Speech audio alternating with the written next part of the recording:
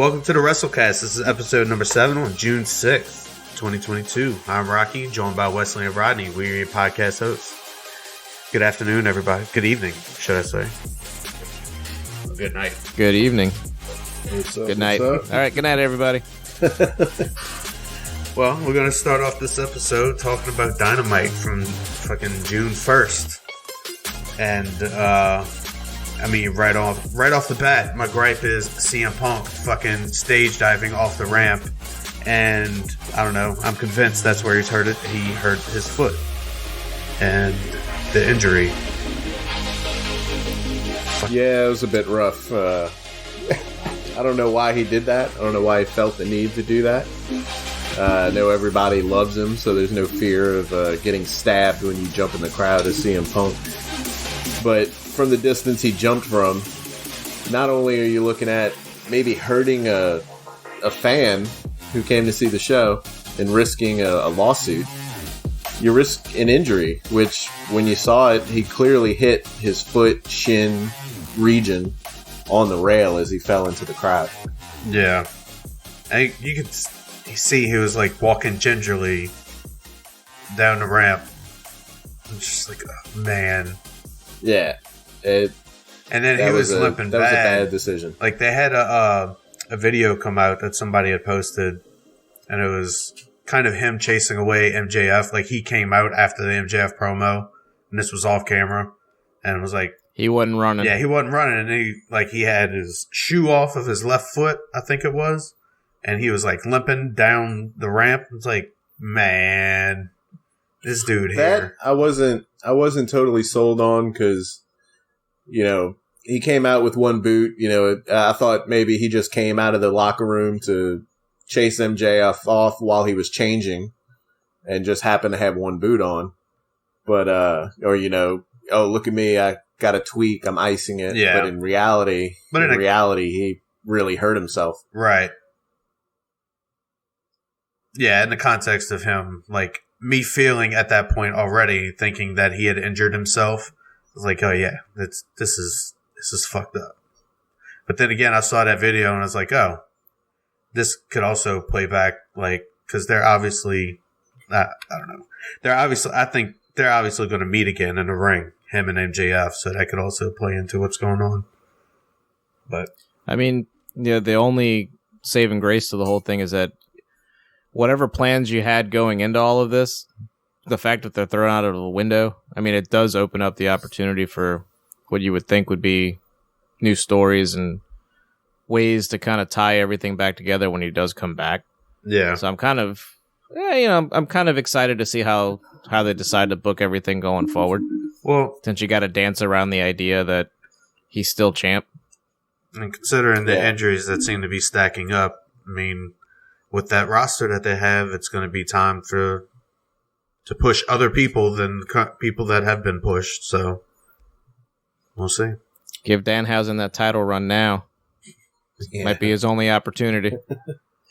My issue started with just opening the match. You have CM Punk, who everybody's wanted to see become champion. He had a big match with Adam Page and everything. And you have him come out on Dynamite right away with a 3-on-3 with FTR. They talk about the ratings and keeping people focused on the whole show, like start to finish. But you have two of your biggest draws in FTR and Punk as far as like in-ring watchability. Like, I mean, they're all great in the ring. Why not spread them out and have CM Punk come out and do a 10-minute, 12-minute, 15-minute promo, and just regular clothes with the belt, that way you don't risk injury. You don't, I guess, overproduce CM Punk matches just to get him on TV wrestling. Use him with his biggest strength is his mic skills. So why not just have him come out with the belt and give us a great promo? Give him one of those promos that makes us want to run through a wall.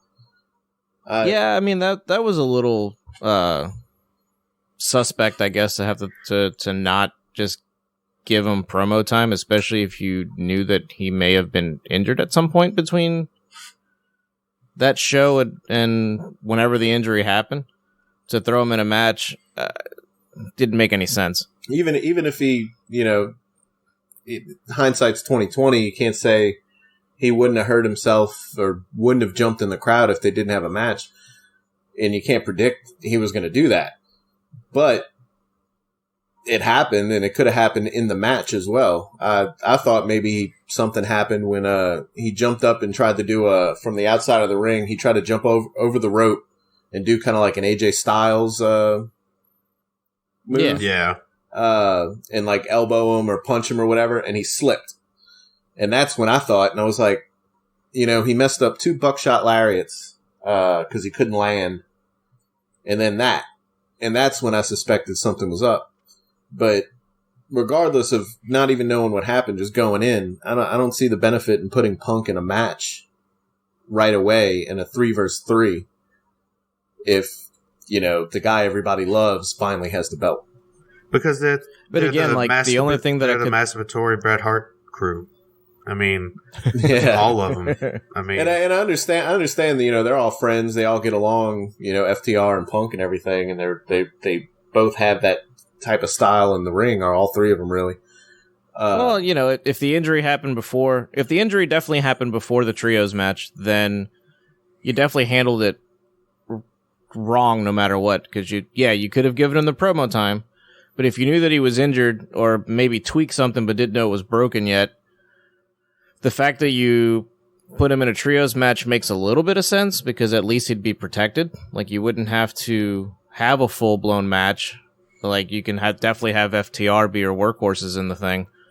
But I agree with you. Like, even if you thought he was injured, then yes, why put him in a match? Just have him cut promo time and just scrap the match, even if you advertised it, a day prior or 2 days or whatever they do when they announce their matches. Like, you could have easily tweaked it. You do it all the time. If he was injured from the match with Adam Page, then why would he stage dive? Why would he do the stage dive? Yeah, that's the part I'm not buying. Why would he do the stage dive?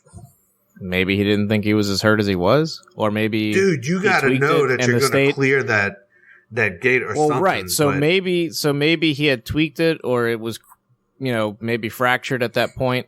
And hitting that guardrail was the straw that broke the back. Yeah. I don't know. Well, either way, I mean, the booking doesn't matter because, I mean, I'm sure that fucking stage dive wasn't part of the booking. I mean, no, he did that on his own. I mean, that was like spur of the moment. You could tell that he was like, "Oh, I've got this great idea. Let me take off the belt and go." But with him, with him coming out to announce that he was going to be facing Tanahashi at Forbidden Door, that's probably what this is. This is probably to build who CM Punk and FTR eventually are going to probably face at Forbidden Door. Yeah, and I keep forgetting to take all that into consideration as they're also trying to cross promote. Yeah, with this Forbidden Door pay-per-view coming up. But I mean, it was just still take the injury out of it completely. If Punk tells anybody in the back that his plan is to do a stage dive off the ramp, William Regal, Billy Gunn, JR, these veterans are going to tell him that's a lawsuit waiting to happen. Right. Like, what are you thinking, Punk? Like, you have your fans who adore you. Just rub up on the rails, climb over, go hug them. Don't jump on them. You're going to break somebody's arm and it's going to cost Tony Khan more than what Moxley's worth. I guess. So I didn't understand it from that perspective. Punk being such a veteran, he should know better than he's a punk to try and jump out into the crowd like that. He's a punk rocker from an elevated position. Yeah. So I had a lot of problems with that. The injury, no injury. It was just, come on, Punk. But I did like that Max Caster and the Gun Club were able to get some time. And that fucking intro rap from Max Caster, and then the Ass Boys leading to Bowens and Scissor Me Daddy Ass. It's amazing. It's probably my favorite thing that came out of that show, but also as I was trying to Google it to get to pull up the video or something like that, it's like if you scroll past that first set of results you get, it's not going to be AEW related. So, be careful. Don't even try. Yeah, don't do that. So, but they've been great. Rough. Oh yeah, they've been great. I love them. But the match, just because of the CM Punk thing, was just it made it kind of rough. Because you had the botch when he tried to jump over the ropes, and then he tried to throw Austin Gunn into Billy Gunn, and he short stroked him and kind of just dropped him. It didn't make Punk look any better. That's for sure. Whether injury or not, he came out he didn't look like a champion. Yeah. And you don't want to do that your first night out after winning the belt.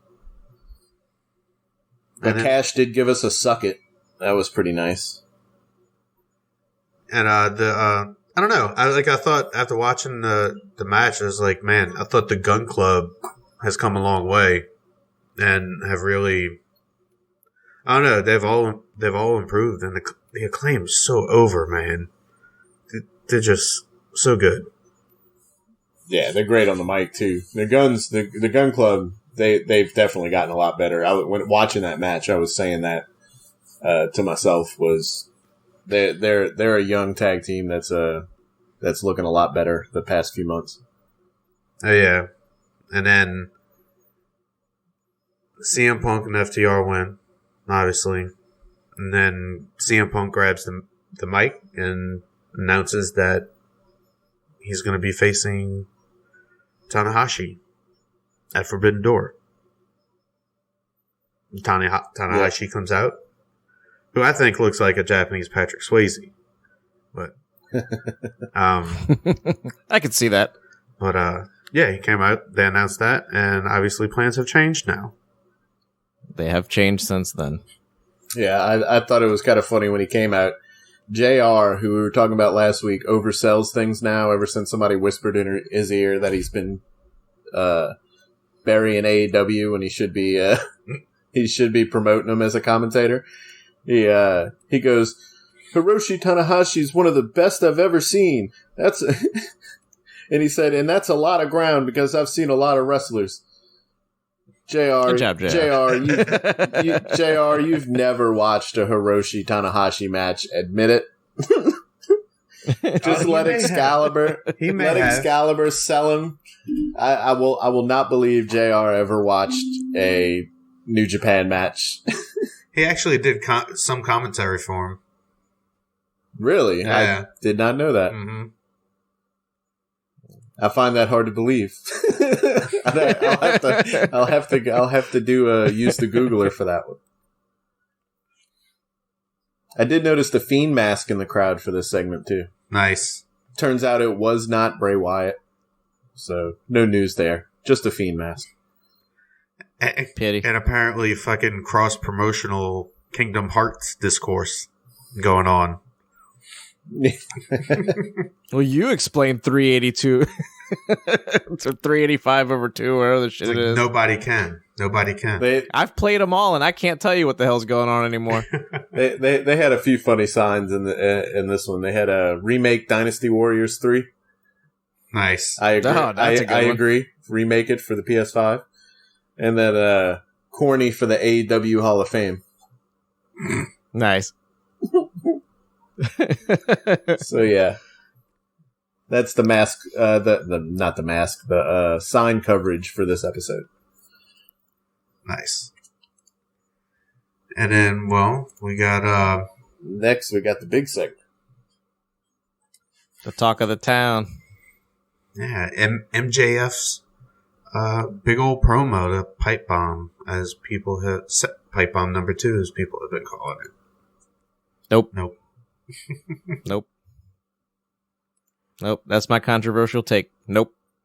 Yeah, it's one of those things that can't really be duplicated. This you saw coming. Everybody's been talking about it. You knew it was going to happen eventually. Whereas Punk over there was completely out of left field. It wasn't, the people in the back weren't on board with it. Everybody in the back knew MJF was going to drop a promo like this, I think. I think if I remember correctly, for the Punk's pipe bomb, I believe he was literally handed a microphone and said, basically, say whatever you want. Yeah. And he took it and he ran with it.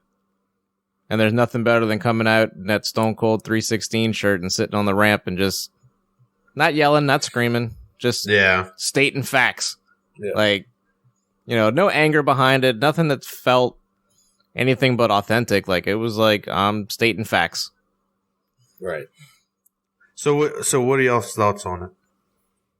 About all of this? It was pretty, the promo was pretty intense.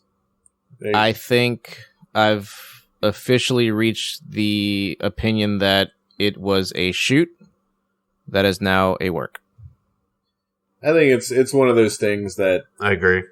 Every time you have and it just like WWE does with people, Jeff Hardy or whoever it is, there's always going to be a shred of truth to it, and they're gonna run with it on camera. And a lot of this is stuff that podcasts have said, podcast hosts, old wrestlers have said it, Twitter, all social media platforms have been saying all of the stuff that MJF said. It was just great hearing it from MJF. And, as true as it is, they're going to blow it up to make it, a great storyline.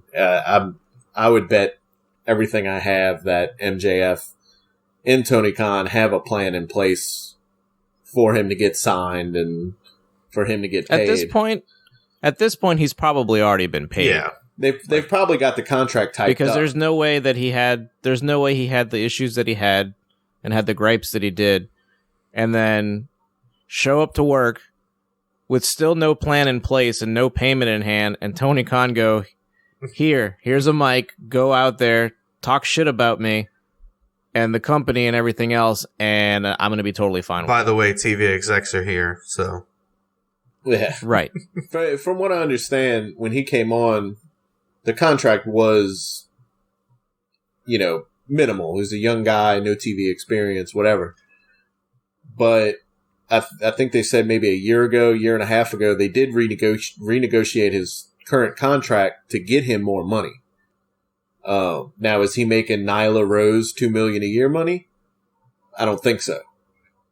So the contract's coming. I wouldn't doubt if that contract, him and MJF have texted it back and forth to each other. They each have a picture of it. It's just when they sign those contracts, even if it's just those two in the room, everybody in the world is going to find out on social media. And that's going to kill the work or make it. I am, for better or for worse, very big proponent of the idea that you signed a contract. I don't care what you signed it for and how much money it was or how many years it's for. If you're disgruntled and you hate it, too bad, so sad. You sit, play it out, be a professional, and if you earned it, you earned it. Yeah. And I'm like that with every fucking sports contract. I don't care what it is. And with MJF, he was so young. He knows, Tony Khan knows, Vince knows how many of those contracts he's going to get to sign in his lifetime, and they're only going to keep getting bigger and more lucrative. So I mean, you figure from what it looks, from what I can tell, like it seems like no matter whether you're with the, WWE or AEW or wherever, it seems like the average contract is a 3-year contract, right? 5 maybe, right? Supposedly, I think he had a 4-year to start out with. Or it was like a 2 or 3 year, and then the extension where he makes more pushed him to 4 years. Okay. Yeah. So, I mean... Either way, I mean, I like what they're doing with it, because, again, I'm convinced at this point it's become a work. It started out as a shoot. It is what it is. But I like that you're committing to it. Like, yeah, scrub the Twitter account. Dude. Stop following him. Pull his merch. Get him off TV. Scrub him from everywhere. The network has scrubbed him from their stuff as well. So, correct. Like, commit. Yes. It's great. And that's what's awesome about it is like maybe it's what the Pillman angle should have been. Well, I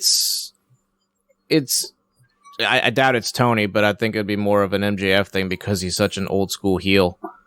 This is the way to keep your kayfabe going in the times that we live in. Yeah.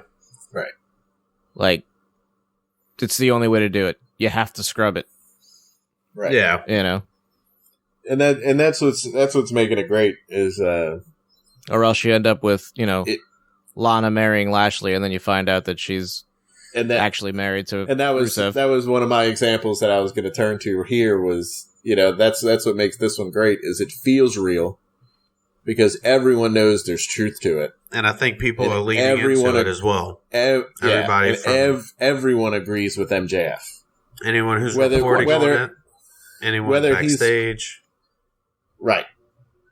It makes it feel real. And you don't get that with these segments that they've done on WWE or AEW so far, where the wrestler has an issue with management. Like they always feel fabricated. They don't feel like they have any truth to them.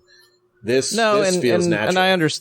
And I understand that like WWE at this point in their lifetime has gotten to the point where clearly they don't care. They're like, hey, it's entertainment.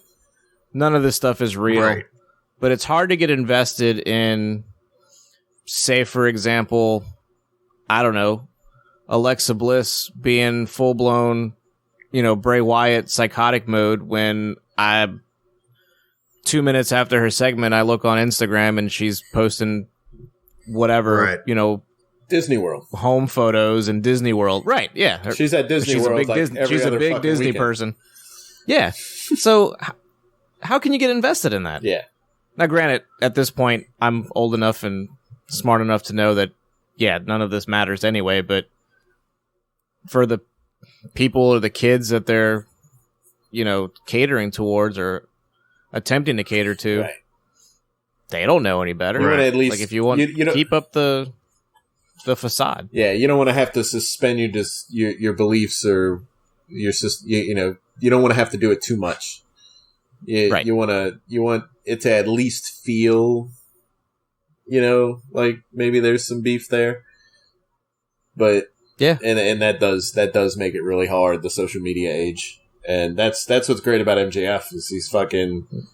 This is the workaround. He's so committed to it. that, Comic-Cons and interviews and everything. I haven't seen anything of him that's him.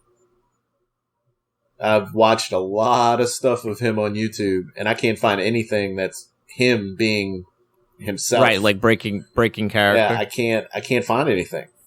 If anybody can find it, I'll be glad to watch it. But yeah. I had one that I thought it was. Nah, and he turned it into a promo real quick. Then halfway through it turned into like an aliens documentary, whereas all of a sudden like, wait, this is weird. What's this picture doing here? And it turned out he was like he was borrowing the place from a friend, or it was like an Airbnb he rented just to do the interview. Nice. And he was trying to make it look like he lived in a regular ass place. Like, I was like, Jesus Christ. I was like, it never stops. No. But I love it, And like his parents getting into it. Yeah. Yeah. I love that too. That is fucking gold. But yeah, you won't be able to convince me that he's not going to get paid by AEW. No. I'm convinced he's already paid. I always figured that he would be. It was just probably going to be when the TV contracts got renewed. Once those deals were set. But like we've said already, like you can't blame the guy for airing the dirty laundry. I'd be fucking pissed too if I made less money than Mark Henry and all he gets paid to do is say enough time for talk is over. It's time for the main event. Like 30 seconds of screen time and you're getting, millions. He makes That's crazy. He makes at least a third of what Pac makes to wrestle twice a month max. With a trio. Which is fine. But at least he actually wrestles. Like I'm talking like Rose. Mark Henry, a guy who at this point in his career is probably never going to wrestle again. No, yeah, and is on one segment on one show for a minute and a half tops. That's just you got to TK figure wanting to be around legends, maybe. Now you got to figure Mark Henry has a role in the back. Yeah, of course. He's training, weightlifting with the bigger people.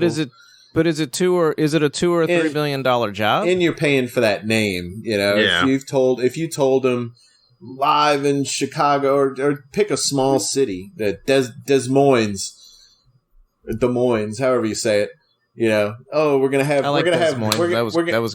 Mark Henry come out and he's gonna have a segment where he interviews. So come catch us, July 15th. Sure, I mean, name recognition is everything. People are gonna come, but Nyla Rose, are you making sure you catch Dynamite when it comes to town because they said Nyla Rose is gonna be on your television? Yes, because Vicky Guerrero is her manager.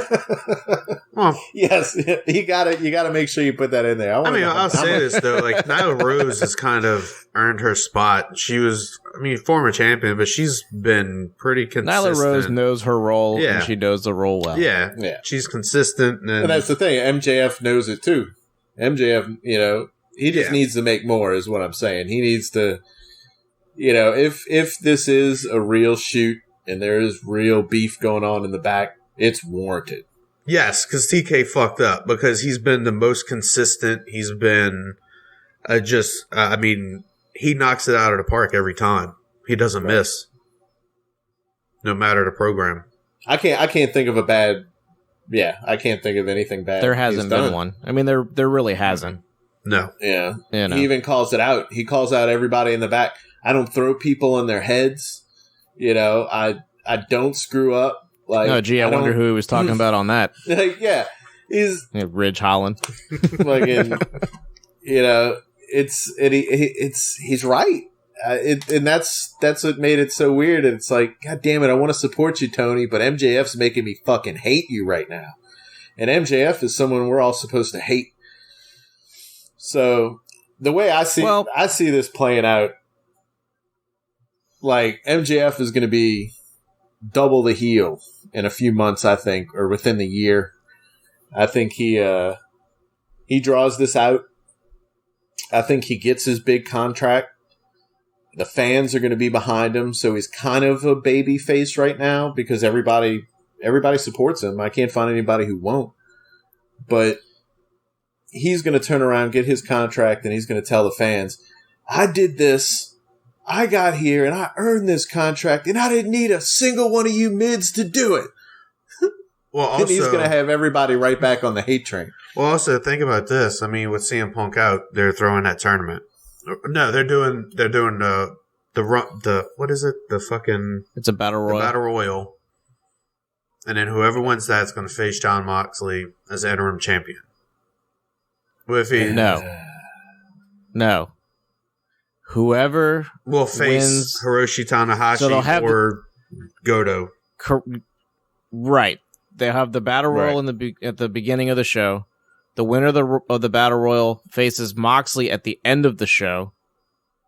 The winner of that goes on to Forbidden Door to face the winner of Tanahashi and Goto. The winner of Tanahashi and Goto. Correct. Which then leads to if we're going to go... Correct. All roads are going to eventually lead back to CM Punk. Summer of MJF. What if he ends up as the interim champion, beats Punk, still not under a new contract, threatens to leave with the belt? You can play it a lot of ways. Yeah. And that's what's exciting about the whole thing is where do you go from here? It's clear that I don't know. I guess it's not clear. I'm trying to think, like, the obvious answer or the obvious choice would be Moxley going over. But I would kind of like the surprise of Tanahashi becoming interim champ. Because then at that point, I don't know, I guess, ultimately it ends up right back to square one where you were supposed to be, which was Punk and Tanahashi to begin with. Right. You would get that match back, and you would keep it safe because you would keep another person's record for the belt safe because Punk can beat Tanahashi, and that's not going to affect anything in AEW. Right, and you have to know that unless they really pull a swerve, like at the end of the day, whenever Punk comes back, he's winning the match. He's keeping the belt, and you're going to go, and then at that point, you just go on his whatever the original plan or the original run was supposed to be. Unless he faces MJF and then MJF wins. That was the other one I had. What if they go down this line, they let Tanahashi or whoever, or Moxley or whoever gets it, if they do because technically MJF's contract isn't up till 2024 anyway, so they're not going to keep him off for 2 years. But if Tony gives him an olive branch kind of thing and tells him, okay, you wanted your shot, you're right, you deserve it, but for now, I'll give you a title shot against whoever that is. Now the other way it becomes really interesting is, or at least interim. What happens? Title shot. Okay, the not that I 100% agree with this whole interim champ thing. I think it's a little overkill. Convoluted. I feel like if it's more than 30 days and you can't defend the belt, just vacate the stupid thing. Yeah. But again, vacate the stupid thing, and at the end of the day, it still leads all roads are going to eventually still lead back to Punk to put the belt back on him. Right. But what if he takes longer to heal than you think he does? At that point, you can't have an interim champ for 6, 7, 8 months. Right. Assuming it goes that long, what do you do at that point? I don't like. He's got to give it up. I don't like the interim thing just in general because everyone knows Punk is the champion. It's like now everyone knows this is just a pretend champion that's on television, just so they can put the belt on TV. Right. And just having the belt on TV isn't going to sell tickets. You can buy the damn belt at Target. Well, that's why I think also. Again, I keep on talking about this whole MJF thing, but if he were to enter the Battle Royal and win, then it'd be MJF versus Moxley 2.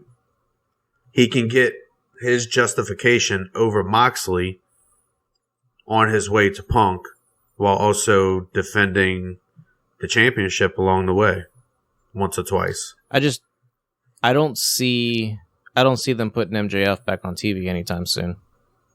I think they're going to go a different route with it. I think they're definitely. Well, see, if he's champion, they have no choice but to put him on TV.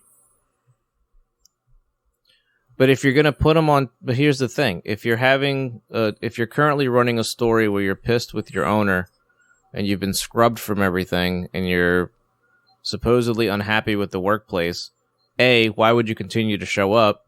And 2, why would your owner allow you to have such a high-profile match where you could potentially win the stupid thing? Because MJF is a draw. Because within kayfabe, he's a draw. But that totally undoes the underlying issues with the story. Now that's where I bring. But what I'm saying is, it's like MJF holding the title hostage is what we get. Right. Is him weaseling his way into the Battle Royale. Cheating, obviously, to beat Mox, to get the interim champion, to eventually end up against Punk, where he eventually beats Punk. And then, if MJF's contract still hasn't come up then he threatens to leave with the title, which is obviously a story that has been told before. But with it being Punk and him being the title holder, threatening to take the title and then to leave. I don't know. And on my end, in my personal side, about my kayfabe, my booking side, whatever you want to call it, he's out of the equation. He's not even factoring into any of this. Now that's what I was saying before, is why I say take him off of TV for the next 2 months. Let Forbidden Door happen. Let the Battle Royale happen. Let that all play out. And whoever wins the championship is doing they have a couple of weeks with their belt and then have, Tony, have a segment where it's like Tony and MJF negotiate in the middle of the ring or some shit like that. And part of MJF's issue in this whole work, or whatever you want to call it, is he hasn't been in the title shot picture. He's done all this, and he hasn't been placed into that title shot picture so far in his career. So I think that could be where Tony can be like, well, here, your contract's not till 2024, but for now, I'll give you a title shot right now against the interim champion. Right, and see, now that I could, now at that point, yes, I would insert him back into the equation. He challenged Moxley for a title match. He did. Did they have one? Yeah, that was the match where I think Moxley couldn't use the... he couldn't use the paradigm shift, huh? Yeah. That was a pay-per-view match, I believe. I forgot it. I knew they had their feud. I couldn't remember if that was actually before or after the belt. Yeah. But, no, I mean, either way, at that point, yes, add MJF back into the equation after Forbidden Door, after the Battle Royale, after all this shit, after you have an interim champ set, and then like you said, bring him in, let him challenge. I mean, I'd assume if Punk's going to be out 2 or 3 months, that interim championship's going to be defended at some point. Let him get that belt. Let him win the belt at that point, and then you can work into the Punk feud. Either way, he's got the best pro wrestling attorney in the game, so he needs to get him on the ball. But as of right now, the immediate future, I don't factor him into the equation. Yeah, I say. I mean, fantasy booking, of course, but if that were to happen, then let him get the belt. Let him hold it hostage for 3 months, where we barely, he doesn't even have to defend it. He can just come out and be a dick and say, "I'm the champion. I don't see I don't see another champion around here for the past however long." Defend it from some jobber. I want him to take the interim. I want him to take the interim belt and melt it down and make a little ring to go next to his Dynamite ring. Let him do Brock Lesnar and show up once a month and let everybody know, I'm too good to be on this show. I've got the belt. Let me know, and then when Punk shows back up, bring him back in and get that restarted. But I don't know. Yeah, there's so much they can do, and just the interim thing kind of makes it now sketch. Again, fantasy booking. If nothing else, again, take MJF out of the equation altogether. Not even factoring into any of this. He's still doing his thing with TK, or he's off of TV for another 3 or 4 months. I would like to think that Punk has some kind of say as to who he would like to be interim champ. And considering how often he name drops Bryan Danielson, I could see that potentially being the case. That's what that makes me. And then everybody gets the match that they wanted for a long time. Yeah. That hasn't happened since they were in WWE. That's what makes me a little mad about all this is Daniel Bryan. The Page thing to the Punk thing, this whole mess happening. Blackpool Combat Club. So long, Daniel Bryan should have had that damn belt on him as a whatever. The short caveman dude who eats a lot of lettuce. He should have had the fucking belt on him months ago. He's he may also be making the conscious. He's top 3 in the world. He should have. He may also be making the conscious decision or the conscious choice to say, "Hey, look, I don't want the belt." God, everybody. Either I don't want it at all. Either I don't want it at all. While I finish out my career, or right now is not the time. Oh man. But I don't think he came in he didn't come there to win a championship. He came there to just new competition, to be allowed to actually fucking wrestle because he wasn't allowed to. He just came in so hot. Oh, definitely. His promos were just on point. The heel thing was just working. And I understand there's still kind of heels with the Blackpool Combat Club thing. Oh no, they're faces. Yeah, there's no way they're heels. They're faces. Everybody's behind them, but they're kind of dicks about it. They may do heelish things, but they're definitely faces. Yeah, they definitely have the backing of the fans and everything. Now, I don't see BCC doing anything or going any further until Tony finally, decides to pull those trios belts out of his ass that he's that's clearly just hanging on to for no apparent reason. That's a big part of it. And I feel like keeping them together, the main point of that should be to have people interested in the trios. For as many trios teams that you have, and for as many trios matches as you have, at this point, you really just need to debut the belts or do a tournament for them and actually give these trios matches a point, other than every week you're having random matches just to get everybody on the card. Right. Man. I feel like this episode has just basically turned into an opinion, everybody's opinion piece. Yeah. Well, I mean, honestly, I think it's the big news of the week. Yeah, everybody's got an opinion on the MJF shit, on what's going on with him.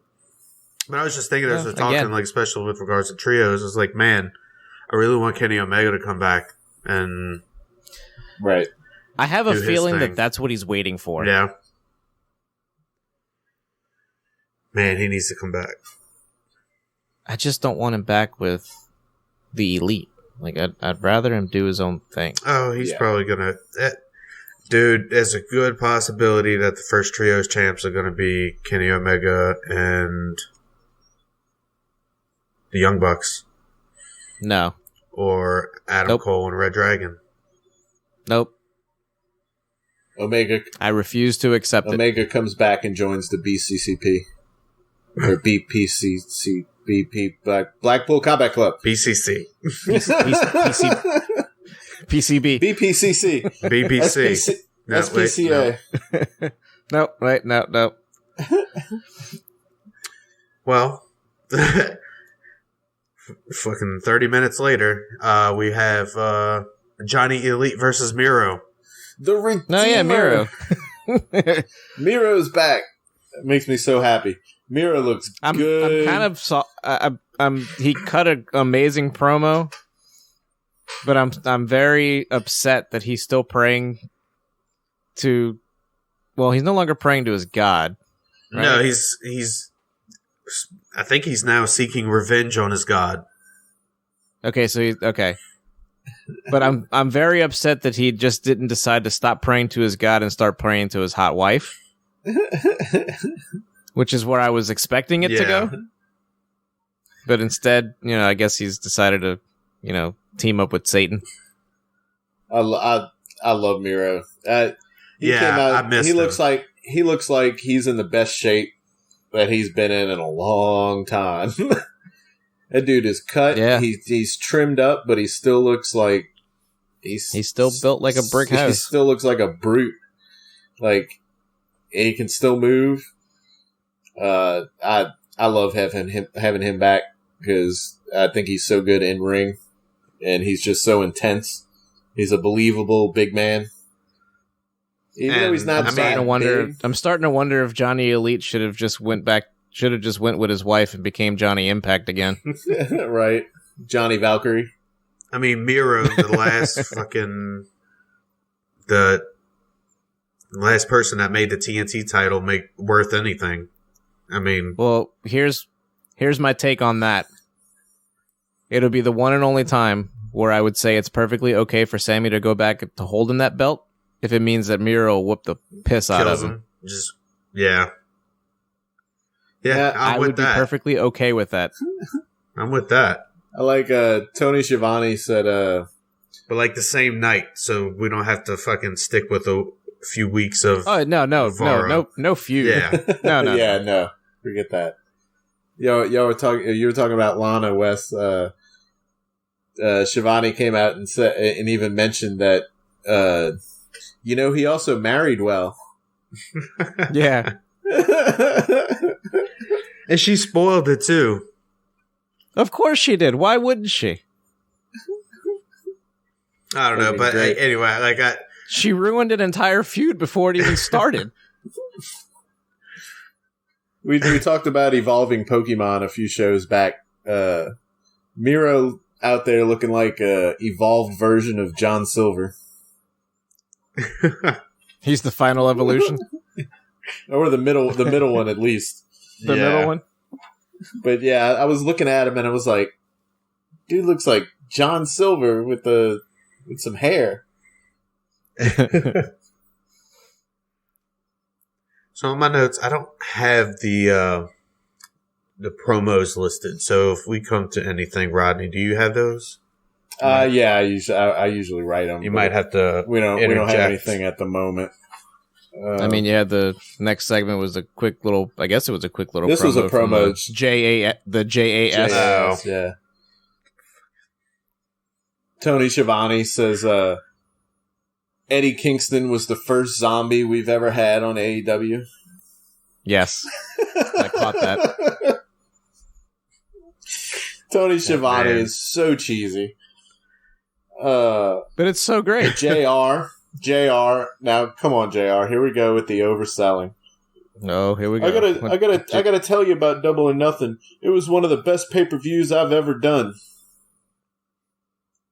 Come on, JR. I feel like Mick Foley's got something to say about that. It was good, but JR, you've called a lot of good pay-per-views. Come on, bro. Like, you want to talk about WWE pretending AEW doesn't exist. AEW is trying to do it the other way around. JR is not the person to do it with. No. Because everyone knows he was employed by WWE. He is probably up there as top 2 most iconic announcer wrestling has ever had. He's Rusty before AEW. As far as I know, the only promotion he's ever been with is AEW. He's been there since day one. Right. Before AEW, he was Rusty because he hadn't done commentary for like 30 years or some shit. It was great when they also had a little shot at WWE here with the JAS promo. Well, you got to get at least one a week. At least one. What's his name? Parker comes out and goes, "Appreciate us." Yeah. Shout out to Roman because Jericho definitely reminds me of Roman. This shit is just you spitting images of each other. Yeah, especially at this point in their careers.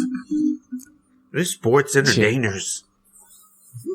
Dude, that intro, I just noticed they change it every week. They're like, for over 13 weeks. Yeah. Oh my god. That dude is the best. Oh man. I hate him. I hate him. And I hate the JAS. That's all he needs to do. But I love fucking...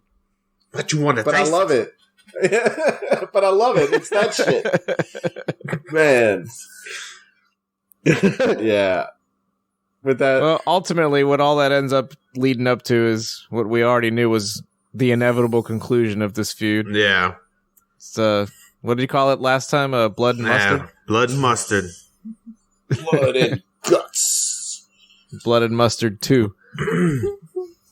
Yeah, that should be fun. I don't know. Anything involving Eddie Kingston, I'm there. Yeah. He's going to do something fucking crazy. I already know it. Can't tell you what it is because that's an unpredictable bastard, but... I mean, really, if again... of all the things that I would have expected in an Anarchy in the Arena match, a freaking gas canister was going to be the last thing I would have thought. They need to put them in a... And I could just hear... I could just hear him mumbling as he's just walking down. I don't set this motherfucker on fire. I don't set it on fire. It's just... I don't know. That's just... I'll show all of fucking sounded like Milton and shit from Office Space. This is going to be the last time I ever do this. I'm not going to take it anymore. They got to put them. That's my life. They got to put them in a film match of Jericho and Kingston, kind of like they did Undertaker and AJ Styles. Yes, except that they're like Kingston comes out and sets a cinematic. Yeah, sets a ring of fire, throws Jericho into like a shed and lights it on fire. Or Moxley, or whoever he decides to light on fire, but he needs to light someone. I mean, on fire. I feel like at this point, yeah, we're long overdue for an Inferno match. Yeah, let's get it done. Let's just do it. Cremation match. The only way to win is to get the other wrestler in the coffin and push it through the conveyor belt. Through the wood chipper. And you don't see that person. Then Jericho can go tour the fucking Europe with Fozzy for 6 months. There you go. And come back as like a Kane character and change his gimmick again. It's basically what he does. It's like he wakes up one morning and he's like, you know what? I'm bored of this. The fantasy booking. And in 2022, you can't like write any of it off. No. It may fucking happen. Because I mean, shit, anything can happen. I mean, I also got Eddie Kingston winning the fucking interim championship and facing CM Punk. That'll be that'll be the name of this episode. Kingston wins the ship. Fucking throw it all on Kingston. If he can stop drinking now that Jericho's driven him to start drinking Jack Daniels again. Some say his wife is still crying to this day. She's crying, Chris. I'm scared, Chris. I'm scared of what I'm going to do to you. The man has hit a child with a car. And almost set a man on fire. He just doesn't care. No. It's the Yonkers. He's from Yonkers. Yonkers, New York. I hated him at first. I love him now. He's just funny. It's funny to see a real character gimmick kind of thing, you know? Mm-hmm. I'm still convinced he's killed a man and buried the body in the desert somewhere, and only he knows where it's at, so not a guy to mess with. I feel like he's like somebody got him. Has too. Well, technically he hasn't, but he thought he did. I'm convinced that whenever he got into wrestling, somebody just was just like, hey, I know a guy. He's real tough. He's from the streets. Let me just call him up. Hey, Eddie, you want to come down to the gym? I got a gig for you. And then everybody was like, dude, I fucking love this. Hey, you want to give this thing a go? like, dude, don't even go talk to the writers, bro. Just do whatever you want, bro. And that's what he does whenever he goes out there. He does that fast walking back and forth. Yeah. Like he's like on a Bugs Bunny cartoon and he's like the dude with the little bowler cap. Like, I feel like he's just like, and it's not, I don't mean it to sound as terrible as it's about to sound, but I feel like he's just like a holdover from like a bygone wrestling era. Like his characters just don't exist anymore. Like he's the last of his kind. He reminds me of a character you'd have in like, if WWE had a version of like, NFL Street. Yeah. You remember that game? Yeah. Or like Def Jam. Fight for New York. Fighter game. Like he feels like Fight for New York. Yeah, he feels like he'd be one of those characters like that come in the game because he's just. I've grown to love it.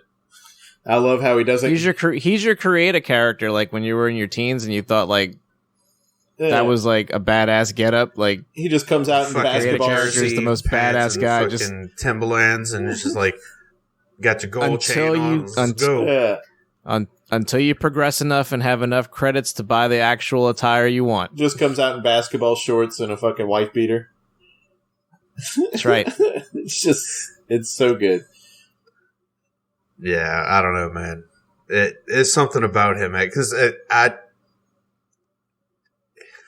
I thought instantly from the time that he showed up with Cody's Open Challenge with the TNT title, I was like, oh, I'm into this dude. This dude just, I don't know, he just came out the back and started screaming at Cody. Seems like he legit hates him. Seems cool.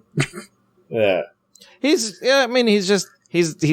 clearly the guy that just sticks out like a sore thumb. Like, for whatever reason, like, you just know he's got, again, not to sound terrible because I don't mean it this way because it's just joking, but like, he just looks like he's not supposed to be on TV. Like he's just not. All these people around me are fake fighting. I'm hitting these motherfuckers for real. Yeah. Why they just give me all these love taps? Yeah, he's definitely an indie wrestler, and I'm glad that he's getting the opportunity that he's getting on like the big stage. But yeah, and that's what draws me to him. Is just like he's just so out of place. Yeah, right. Especially putting him up with those sports entertainers. Yeah. Good shit. It was real good shit. All right. This is, after that, we got a 10-man tag team match, huh? 10-man? Oh, yeah. Red Dragon, Young Bucks, and Hikuleo. My favorite type of matches. Little Bullet Club representation there? Yep. Oh, Christian Cage, Darby Allin, Jungle Boy, Luchasaurus, and Matt Hardy. Ooh, Matt Hardy. Who I think was thrown in place of Jeff because Jeff was injured? Yes. They might have thrown Darby in there because Jeff was injured. Either way, I think that is the case. I think that was the case. Either way, add Jeff to the list of bodies at this point that are starting to pile up. Yeah. Yeah, and I don't think we talked about it, but he blacked out almost that entire match. Oh, and you know what? Never mind. Fuck, add Adam Cole to that because that's why Hikuleo was in the match. Because they pulled Adam Cole. Why? Oh, because he was injured. Yep. Add him. Oh, that's why I missed that guy's name. I just put big man with long hair. Looks like he could be Roman's third cousin, twice removed. Yeah, I had no idea who that was. I'm sure he's part of the Samoan family. Some folks are going to get pushes now. Yeah. Hopefully. Strap up for the ride.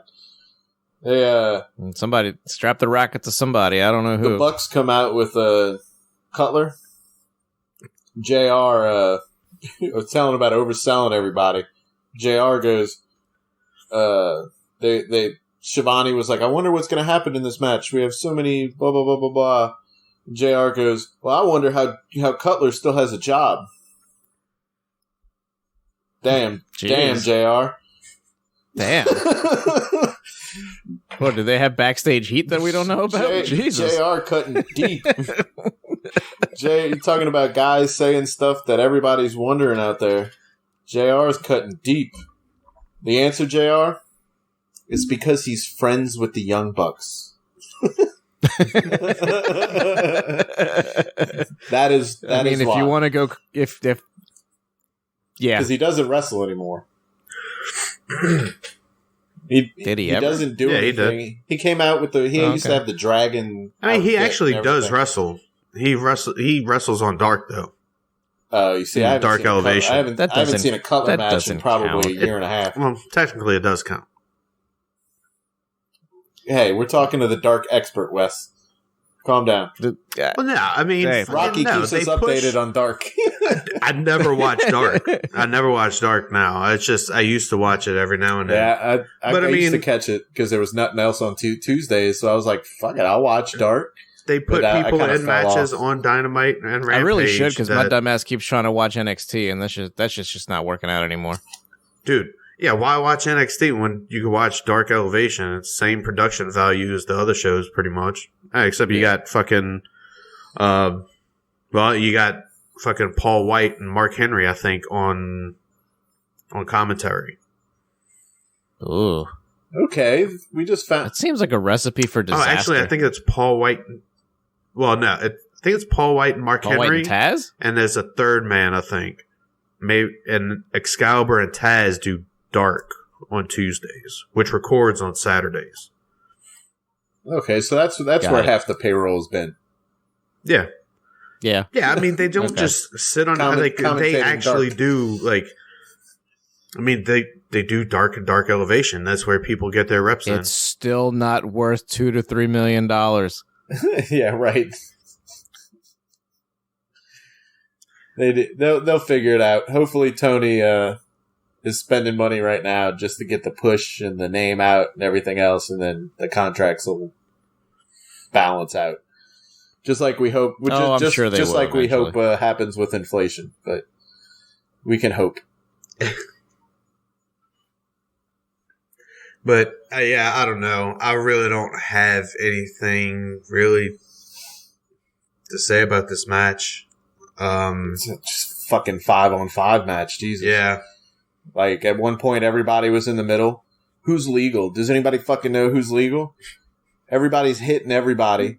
The referee's just fucking in there. Like, it's the bald dude. I forget one of the bald dudes. There's two of them, but it's the one that's fucking worthless. Like, are there any rules? Like at all? Like, come on! I hate 5-on-5. Yeah, I forget which ref. I don't know if it's Rensburg or not, but one of those male refs, like, Mike something. They're always made to look like complete fucking fools. Oh man, Matt had a huge spot where he grabbed 4 guys from the other team. Oh, and smashed their heads on the turnbuckles. Delete. 10 counted on each turnbuckle. And then he tried to get big man and couldn't do it. But he went to each corner. Delete. It's so funny. It's so goofy. It's about all you can do with Matt at this point. It's all he can do at this point. Yeah. So, yeah. I don't know. I always like watching Christian Cage and do his thing. He's always fun to watch. Yeah. Christian, at this point, his matches are basically just like greatest hits of everything that he's done. It's always like, slide out to the bottom rope. And see, it's all new to me because I haven't seen a lot of his stuff, a lot of his shit. So, a lot of it's stuff that he's been doing for years. It's just getting to like, it's the repertoire is getting smaller and smaller. Yeah, right. But of course the Young Bucks, hit their devastating finishing move with the greatest name of all time. What was it? It was the Meltzer driver? The Meltzer driver. Once again, Jungle Boy takes the pin. Yeah. He's a loser. Yeah. And Christian keeps, going over there and patting his back and telling him it's okay. We'll get him next time until, at some point there's got to be a payoff to that. I'm convinced Jungle Boy. Christian's due for a heel turn. Jungle Boy, sure. The demographic. He's long overdue. Yeah. The demographic that Jungle Boy attracts to AEW, I finally figured it out. It's moms. It's the hair. He looks like a pool boy. He looks like what a desperate housewife would ask the pool boy to wear when he comes to clean. And I'm convinced whenever he comes out there, they always show the crowd pop, and the first thing they go to is like usually like middle-aged some mom. 40-year-old moms like in the crowd, and they get all excited, and then they always make sure to show a couple angles when he walks by him. I'm convinced that's who they're targeting. They're going for that Gen X fucking 90210 demographic. Yeah, that and his dad. Yeah. I was going to say, his dad was. His dad was popular with all the moms. Like, Luke Perry? It's like, Luke Perry's son. Oh. And he looks just like his dad. And he cleans pools. And he's from the jungle. He doesn't know any better. He's got he's got a pet 65 million year old dinosaur. How cute. Dude, that dinosaur's got 65 million years worth of experience to teach that. And a master's. I want him to ride me. I want him to ride me like a dinosaur. It's now the Thirst Cast. There you go. Yeah, this got derailed fast. Speaking of Thirst Cast, the next segment we had a little promo. We have Athena, which is nice. It's so nice. It was a short promo, basic. She came out and said she's going to beat Jade, and she's going to win. She's going to win the belt. Doesn't matter who gets in her way. She was on my screen. I don't care what she said. And then all of a sudden, her promo gets cut short with Tony, cut the shit. And Jade comes out, and they have a little face-to-face. It was basic. They just wanted to get them on television to show everybody it was coming. Well, yeah, exactly what's coming is you get your minions first before you get to the final boss. So, right. who's it? Kiera Hogan was the one that jumped in her face, basically? Yeah. Yeah. Yay. Then we have kind of a dip. Squash. We have 2 matches up ahead that, it's just a dip. It's kind of what we've been seeing. Except for Wardlow. You had the big payoff at All Out or Double or Nothing. And now they just put him up against JD Drake. And Wardlow just beat the crap out of him and got himself another powerbomb. The important part is that he was served. Yes. He was served papers. Nice. Yeah. And he didn't like that one bit. Yeah, and after he gets handed the papers that he's going to get sued by the security company of the security guards he's been beating the shit out of every week, JR goes, "This isn't litigation wrestling." Thanks, JR. JR. Thanks. On BTE this week. Just remember, he just signed an extension. He's gonna be on a commentary booth for a few more years until he gives it up. I mean, I don't ever see he ain't giving it up, and I don't ever see TK getting rid of him either. No, but JR should have given it up years ago. For better or for worse. I mean, I feel bad, but I know this is pretty much his life. But right, you know. So yeah, he tore up the paper and killed another security guard. He's got a family. They've been having they had a segment this week on BTE of Mark Sterling, and it was an ad where he was looking for fucking security personnel that had been killed by Wardlow, and they kept showing. I keep seeing this footage of that one guard that he threw between the cage and the ring, and it just fucking gets me every time. It's like, Jesus. Well, all the security guards they put around him look like fucking children. They always have the two big guys. They put the two big guys out on the ramp, and then he gets walked in by a dozen midgets. It's fucking or like getting the Goldberg treatment, or like high school band members, and it's like, come on! It's like he could just fucking tear all those dudes' heads off and just like eat them. And then he comes out, and then there's the big buff guys sitting there waiting for him.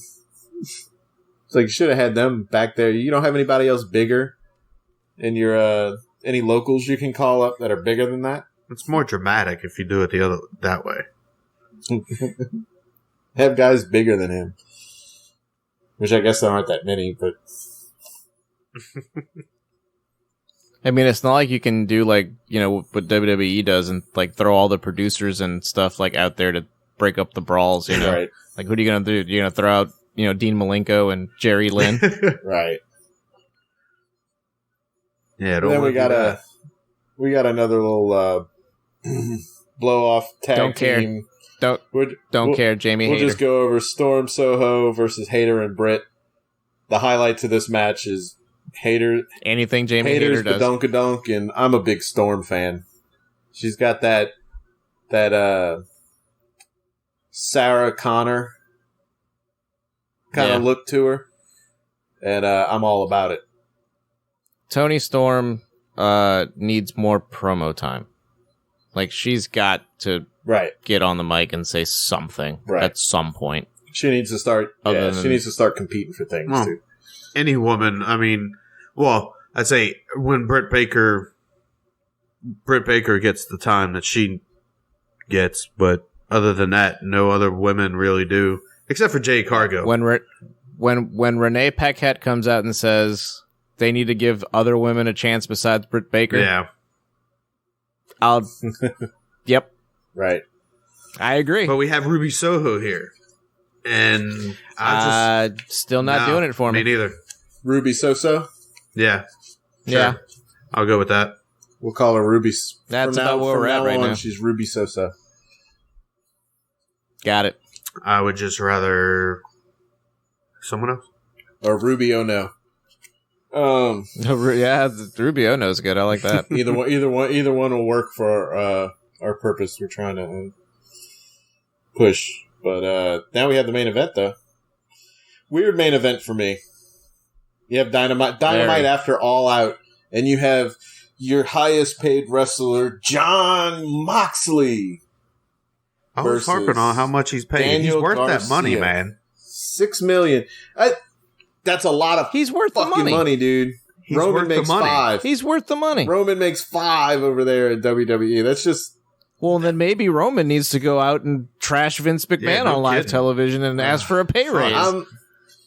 Maybe he should take some notes. The junkyard. Maybe then somebody will acknowledge him. The junkyard wrestler that Moxley is. I like him, but god damn it. Okay, here's the why he's had technical matches where he's done like fucking chain wrestling and all that stuff. I mean, he can do it. It's just, but why is he fighting Daniel Garcia at the main event of Dynamite after all that? Look, I don't disagree with you because I watched this thing and I see Jon Moxley, like you said, he's junkyard, roll around in, broken glass for 20 minutes kind of guy. And I'm watching him stare at Garcia across the ring and I'm going, this match ended up being way more competitive than it had any right to be. Any right. And that's my other issue. Granted, Moxley did his job. If the job was to make Garcia look good, he absolutely accomplished that mission. Yeah. Garcia's been looking good since he came into the picture, though. I was going to say, Garcia looked pretty good, though, too. But, man, it's hard for, where he is at the moment. Third, fourth down the list of the JAS. For him to have the main event against Moxley like that after All Out. I feel like they should keep Moxley in there, but give him a bigger opponent. Well, right. It just wasn't... And again, as good as Garcia looks. Wrestling is wrestling, and it is what it is, but it's just not a believable matchup to be as competitive as it was. Right. Yeah. That's just my thoughts on the whole thing. We did have a Vince Vaughn and Macaulay Culkin sighting during this match. Freddie Prinze was also there. Oh, he was? Yeah, he was giving TK pointers. Mm-hmm. Yeah, he was there. Mox cut himself again. He was playing with his wrist He went tape. backstage to ask for some money for his upstart promotion. Was this when he just was lazy about hiding the razor? The camera was on him on the floor, and he was tucking something into his wrist tape. Don't fucking worry about it. He didn't say shit. Come on, Mox. You don't have to go into the crowd or fight out in all over the place every match, and you don't have to fucking cut yourself every match. He's like, that's the one Cody's part gone, so I need to start cutting myself more. That's the one part of the show in the presentation overall that I'm kind of getting a little weary of. Right. No, we don't need color on every goddamn show. If you want to get it naturally sometimes, but there's a lot of spots where you can tell, come on, you don't have to blade every time. Very, very, very obvious blading. And then especially when you're doing it 2 matches in a show, it's too much. It's Jesus, fucking for how much fucking Matt Menard bled. Anarchy in the Arena. Jesus Christ. And then you got that. You had so much blood in that to turn around and have Moxley versus Daniel Garcia, and you got to fucking bust color against Daniel Garcia. Come on, man. I don't disagree. On the night that MJF had his huge promo, I don't want anybody talking about Moxley blood when MJF had such a big promo. At least that's my booking perspective. Somebody needs... And that wraps up that show. Yeah. Somebody needs to let him know. Slow down, bro. Loss of blood is a thing. You're losing too much of it. Oh.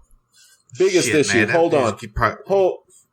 Biggest issue. Blood pumped into him. Speaking of the blood, I don't know how I forgot to fucking mention this. Daniel Garcia jumps up on the top ropes while Moxley's sitting up there, and he wipes his hand over Moxley's face and then licks the blood off his hands. Yes, he does. Bruh. Why? Are you eating another man's blood? So you can get that Hep C? Bruh. And not bring her up again, but Renee Paquette also commenting about the one thing that she hates that her husband does is lick other people's blood. Then Garcia does it. Fuck? Gee, I wonder why. Jesus, fucking dude! I jumped up. I paused the match and I went inside. I was like, dude, no, stop this. Not okay. Like, Punk jumping into the crowd. This, like, god damn it, dude. It's a tornado of just, like, no quality control. Somebody needs to fucking let these motherfuckers know, like, don't do this shit. Where's Regal? I mean, you know. Where's Papa Regal and or where's Old Man Regal and Papa? Papa needs to let these youngins know what you do, what you don't, and what you can do and what you can't do. Fucking Papa's too busy tucking his new kids at the bed and reading them bedtime stories. Drinking somebody's blood on fucking TBS is not something you should be doing.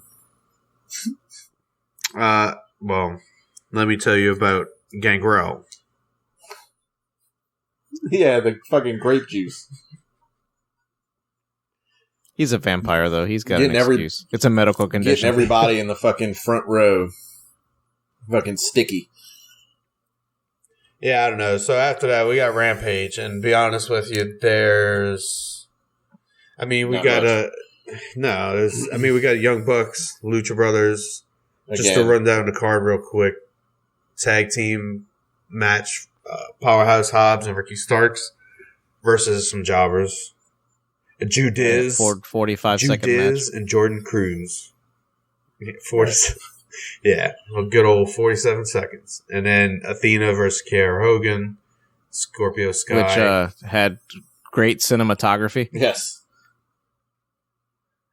Just saying. Yes. Larry Flint would have been proud.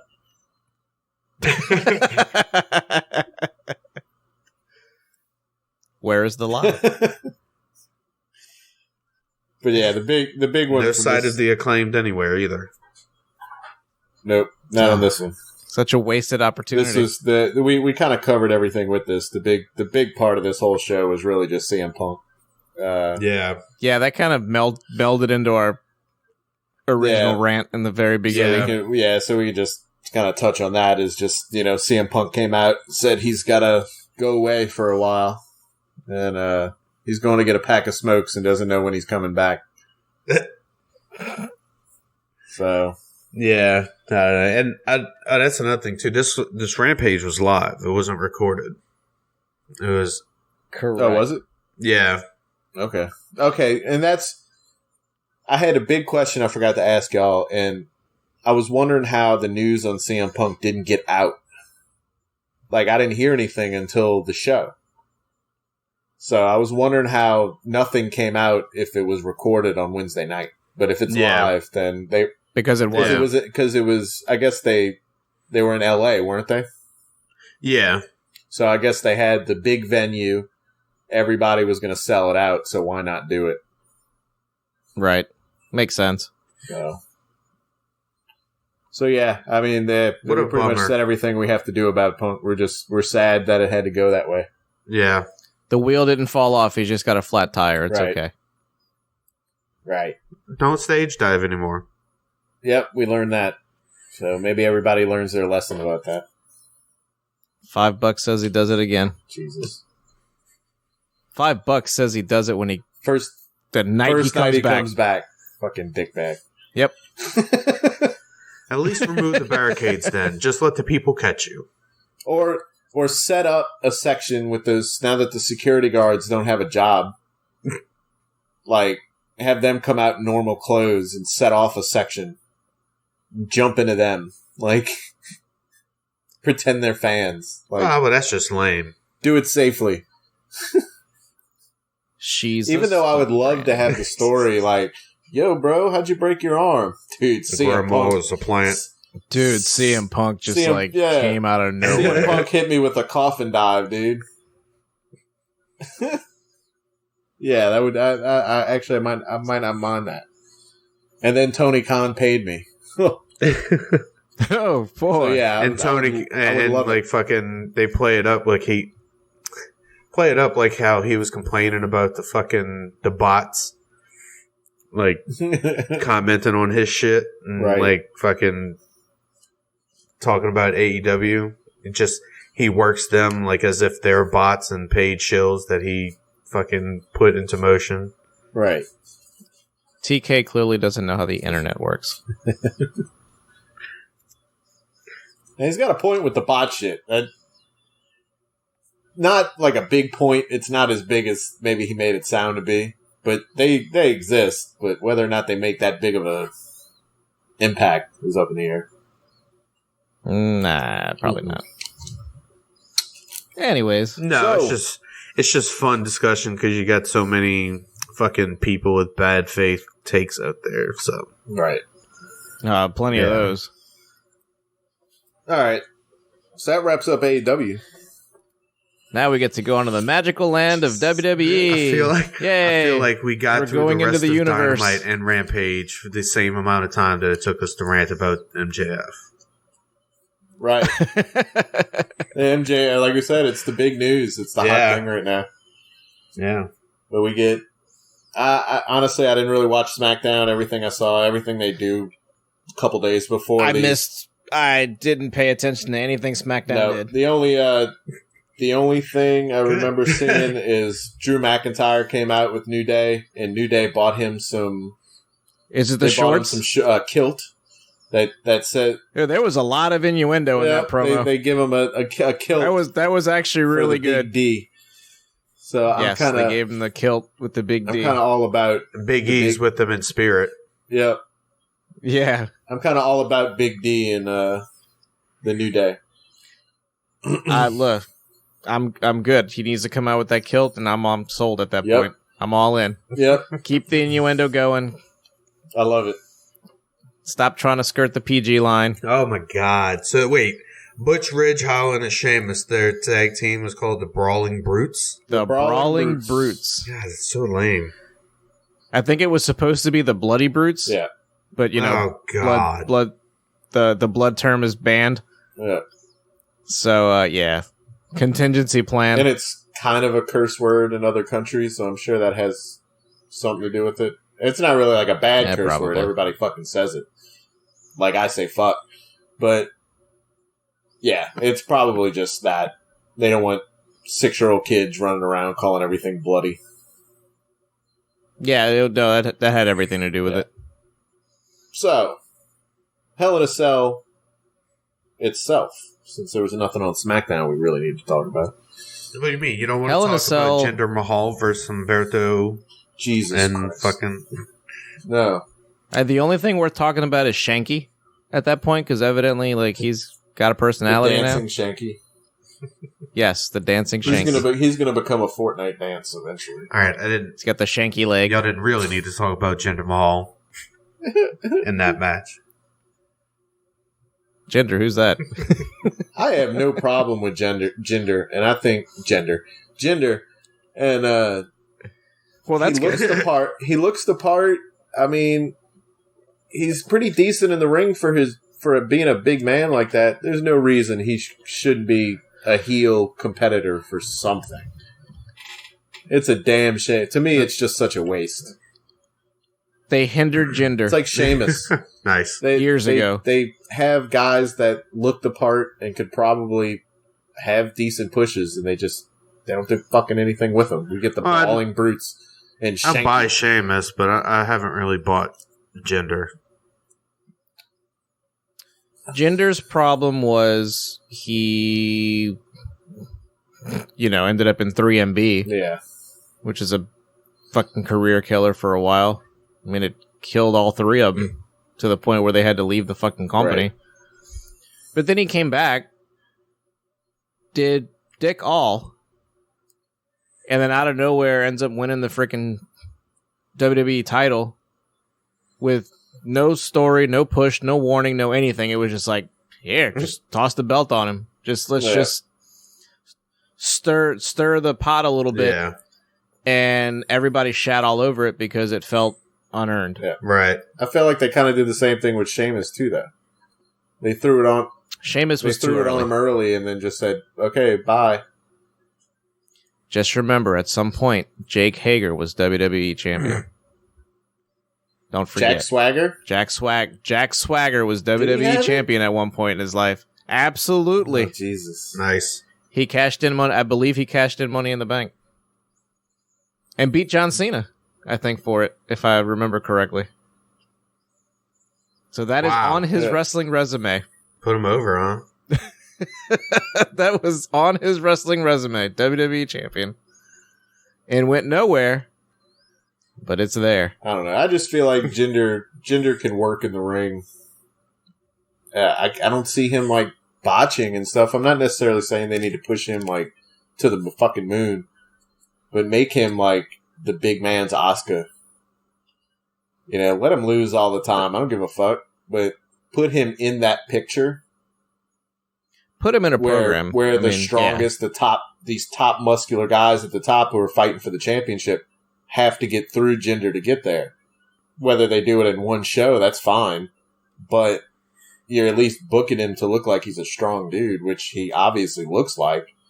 Yeah, I never thought he was bad on the mic, especially as a heel. He can just come out there and be like, "Look at me, I'm the fucking best looking. Look at me, I'm strong." Like fucking just do basic shit. But I'd rather him getting pushed more than Omos. Don't hinder Jinder. I'll take Jinder over Omos any day. So, oh Jesus. He actually seems Jinder seems actually trained. Exactly, and that's that, and that's the what I mean. The less we speak of Omos, the better. He's not terrible in the ring.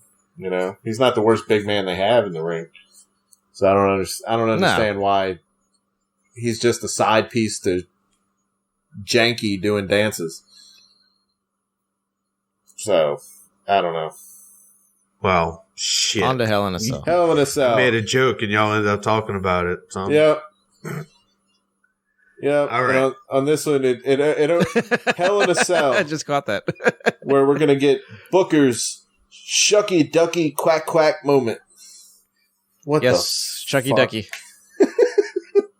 And we open up with the fucking MVP diss track, which is fucking amazing. Dude, that was amazing. He had no business going in that hard. I don't care. Like, that was incredible. No business going in that hard. It wasn't just like a... It was a kid. It's not like he came to the ring rapping a track. It was like full-blown... Like production, it was the kill shot, music video, and all. It was the kill shot. It was MGK and Eminem, man. He's fucking. Now I need Lashley to throw in together.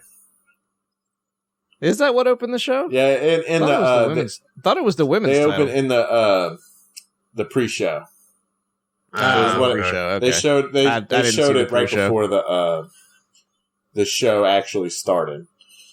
But the first match of the night was Becky versus Bianca versus Asuka in a no DQ match, which was a really good match.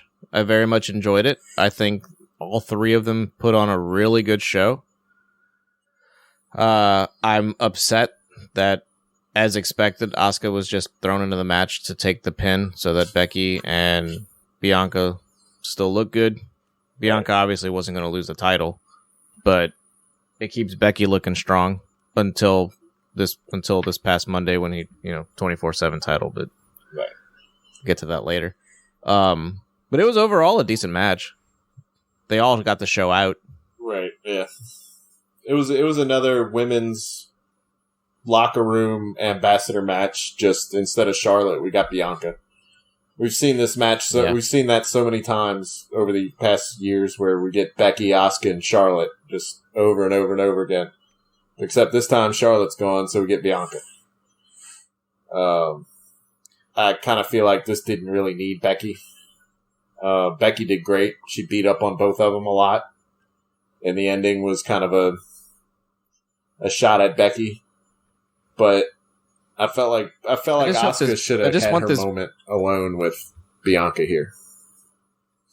I don't know. All I know is I want this big time Bex thing to just go on forever because I just want to see just how ridiculous her outfits continue to get. It's so bizarre, dude. It's so good though. Each one, I hated it at first, and then they just get so over the top. Do you remember the Beetlejuice movie? And the weird shit that the wife and shit would wear, and they wore to the dinner party and all.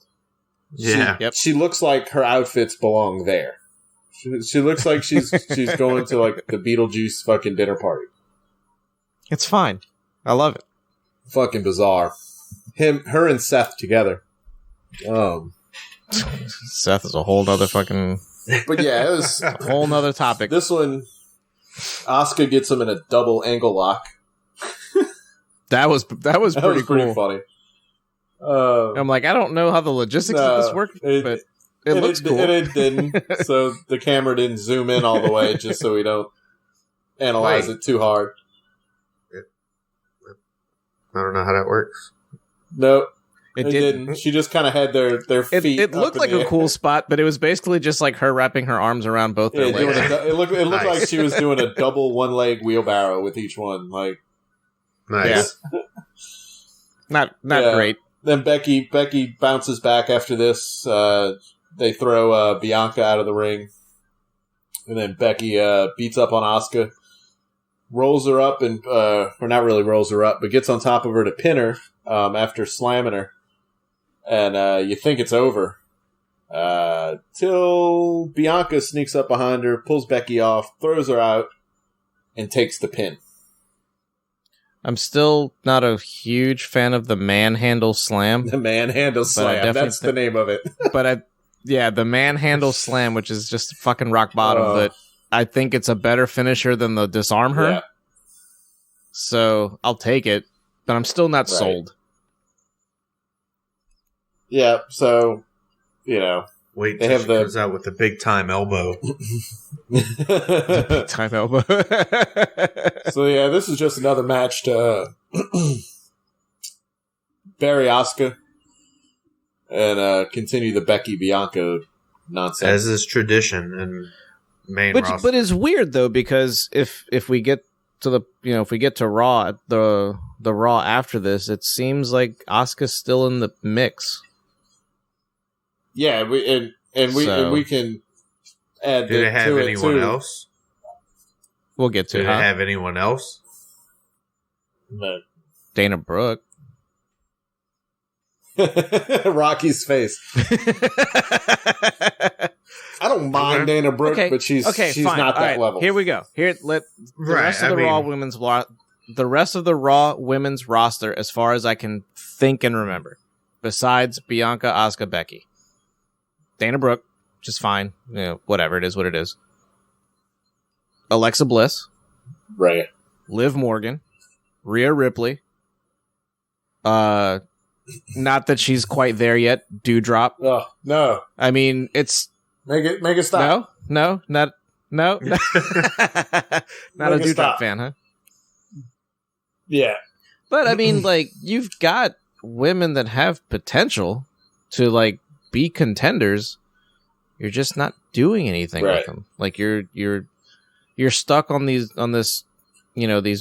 power 3, power 4 women, and that's it.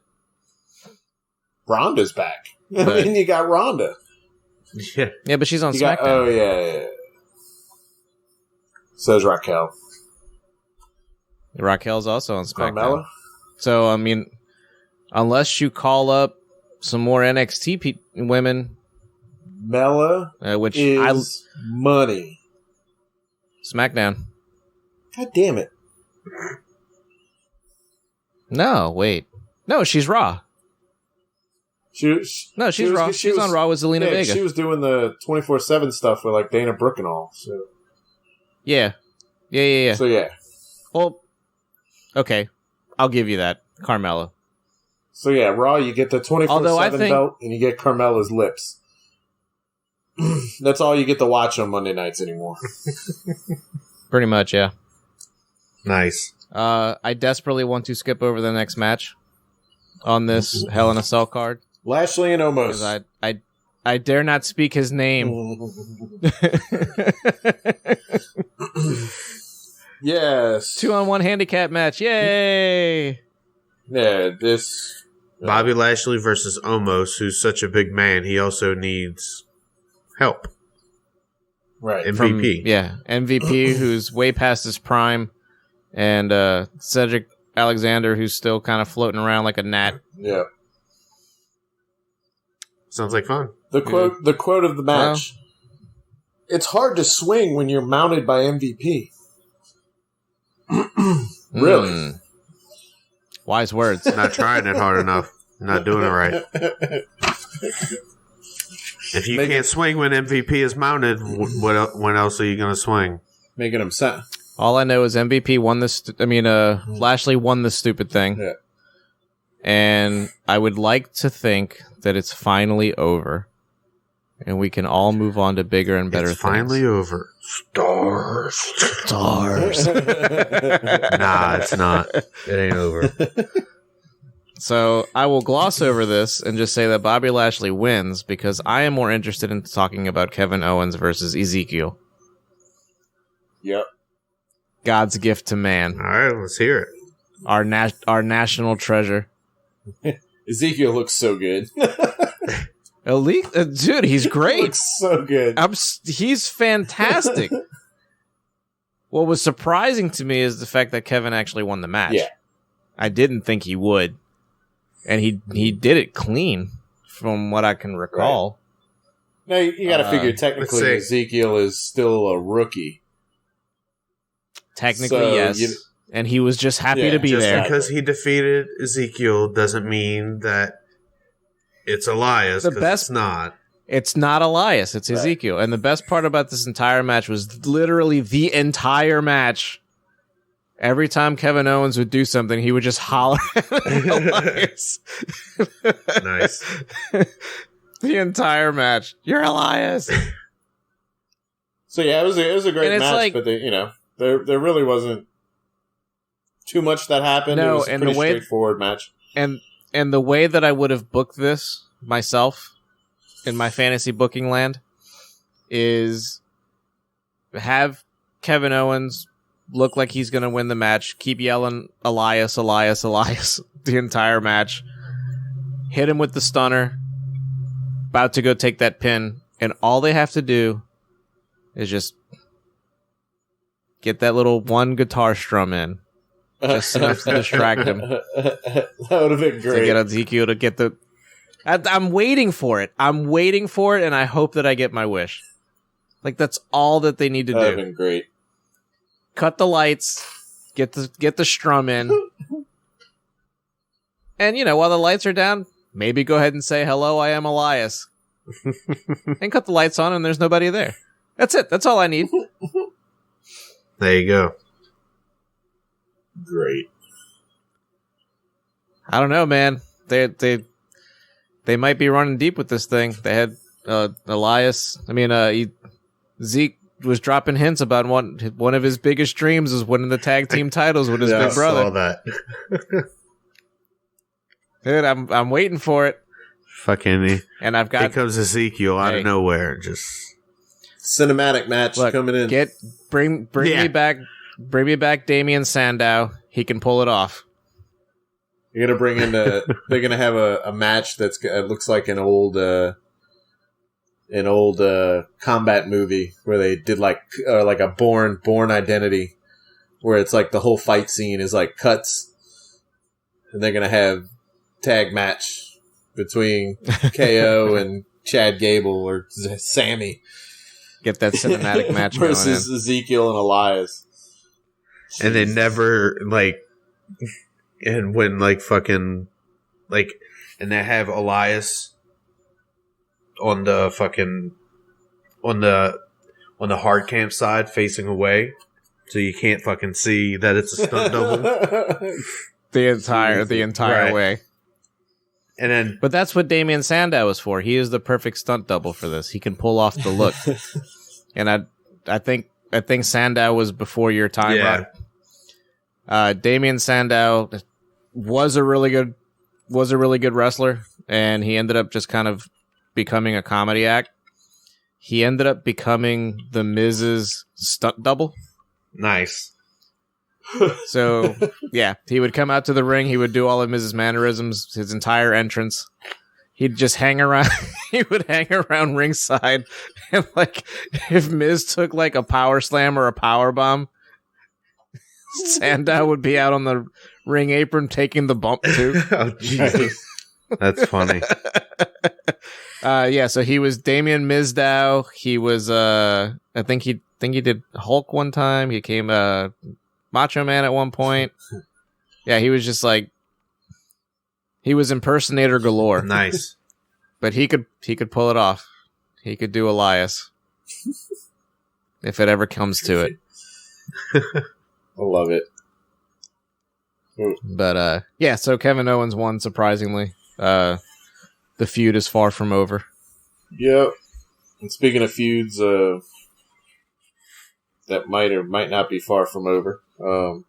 Especially with the twist we got on Raw this week. But we get the Judgment Day versus the Pellet Club. The Pellet Club. Nice. Of AJ Styles, right. Finn Balor, and Liv Morgan. The Bulliv Club? The Burlesque Club. But yeah, they keep saying this like 3 weeks in a row. They'll have to fight the entire Judgment Day. It's been fucking 3 people for like 3 months, y'all. Chill out. Or 2 months. You mean we need one more person? Okay. The entire Judgment Day. Like, you haven't added anybody yet. Stop it.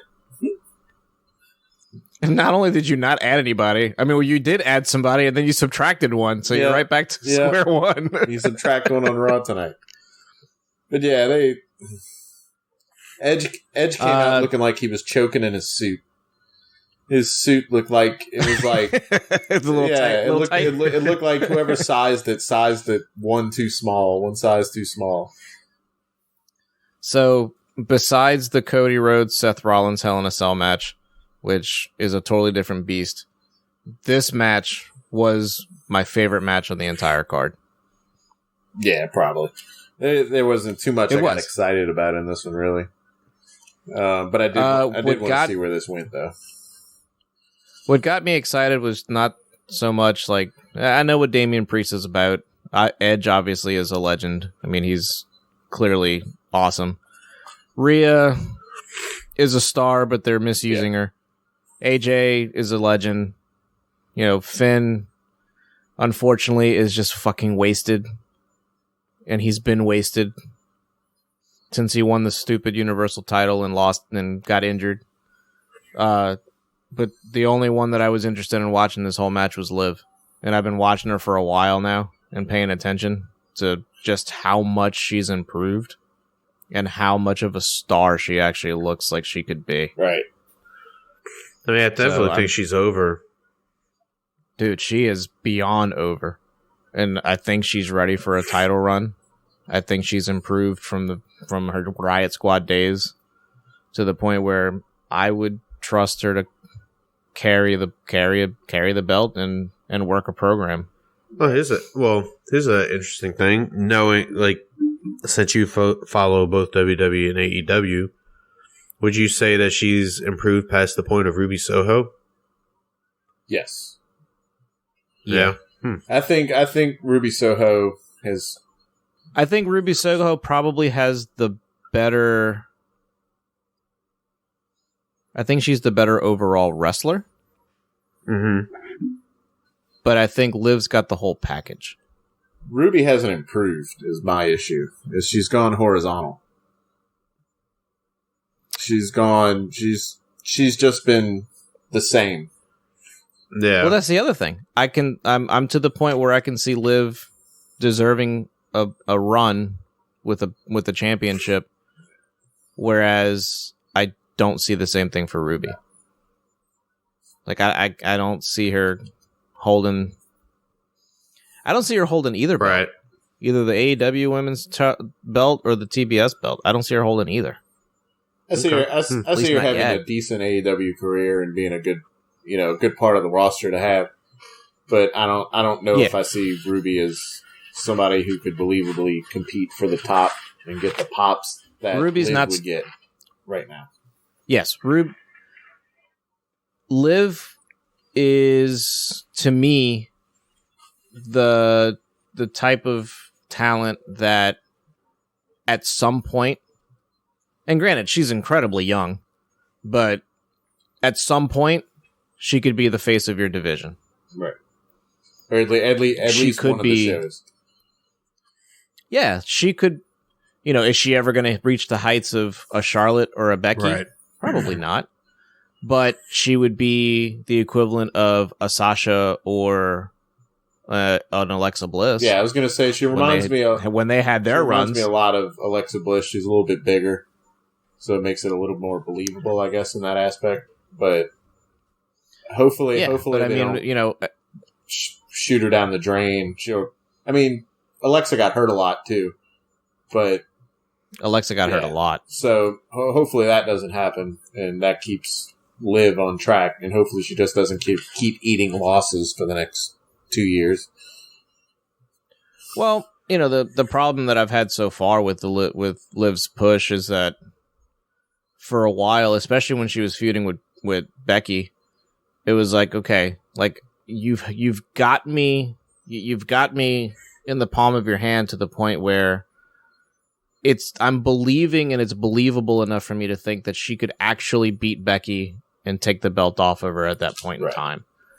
And it just seemed like every time you got to that point, she would get one over, you would have your rubber match, she would maybe get 2 or 3 wins, but when it came to pay-per-view time to have the big match, you always booked her to lose. And I don't know if that's just them not having the confidence yet, or feeling like it's not the right time, or just based on the fact that they had to finish out the Bianca Belair arc, or what.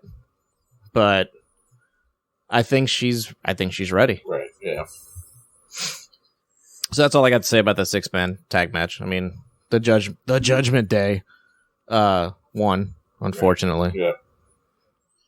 Which I felt was the wrong decision, but come to find out on Monday, it actually the one shot on Liz. Liz did a bounce off the far ropes and then dive out the middle rope. She almost killed herself. Rhea saved her life. She went to dive out, and it was like she dove, but it was like a cartoon when they fall off a cliff. Yeah, she dove out, slow and motion. then just her momentum stopped, and she just dropped. Yeah, I feel like that was like was it Brie Bella? Like Brie killed herself. Yeah, there's like I think her foot like grabbed the top rope or something like that. It just like caused her to stop, and it's like, oh God, don't do that again. And that was probably before more of the women in the back were quick enough and knew to save him. Fuck out of Liv, didn't she? One time. Who's that? Yes, Bella, she kicked her right in the face. Oh yeah. She knocked her out mid-match. Yeah, I did see that. Yep. Years back. Speaking of Liv, straight up knocked her out. Holy shit! I remember that, and they rolled her out the ring. The Riot Squad. Yeah, to the side, saved her ass. And oh man, there was a little heat on the Bellas for that, but the Bellas are the Bellas, so can't get in trouble when you're married to John Cena and Daniel Bryan at the time. All Nikki has to do is go on social media, post a few pictures in a bikini, and everybody forgets. But their dad is John Laurinaitis, isn't he? Like, isn't he? Are that? Yes, he is. He? Yeah. Is he? Those are my daughters. People power. Next up. So next up was No Holes Barred. Madcap Moss finally gets his revenge on Happy Corbin, who, after the end of this match, Happy's not so happy. Yeah, another feud we're mad about. Yeah, but you know what? It was entertaining. Moss is I like good. the finish. Moss has a future. Yeah. I like the end. I like the finish to the match with the ring steps to the chair to the neck. I like that. Yeah, I like him getting his shot in. He got his shot in, and he started yelling at him to, joke about the ambulance again. Right. Then Corey Graves buries Chicago. He goes, you hear these people cheering for Madcap? You can't trust these people. I don't trust them. They put pickles on their hot dogs. Thanks, Corey. Thanks, Corey Graves, with the insight of the night. Now, quick-witted. I will make one aside to this, is that during the entirety of this match, there must have been at least 2, I think there were 2 We Want Tables chants. Yeah. And they didn't get the tables. 2 asshole chants. and 2 asshole chants. But they didn't get the tables, so they were very disappointed. Because Chicago is like fucking bloodthirsty. It's a weird wrestling town.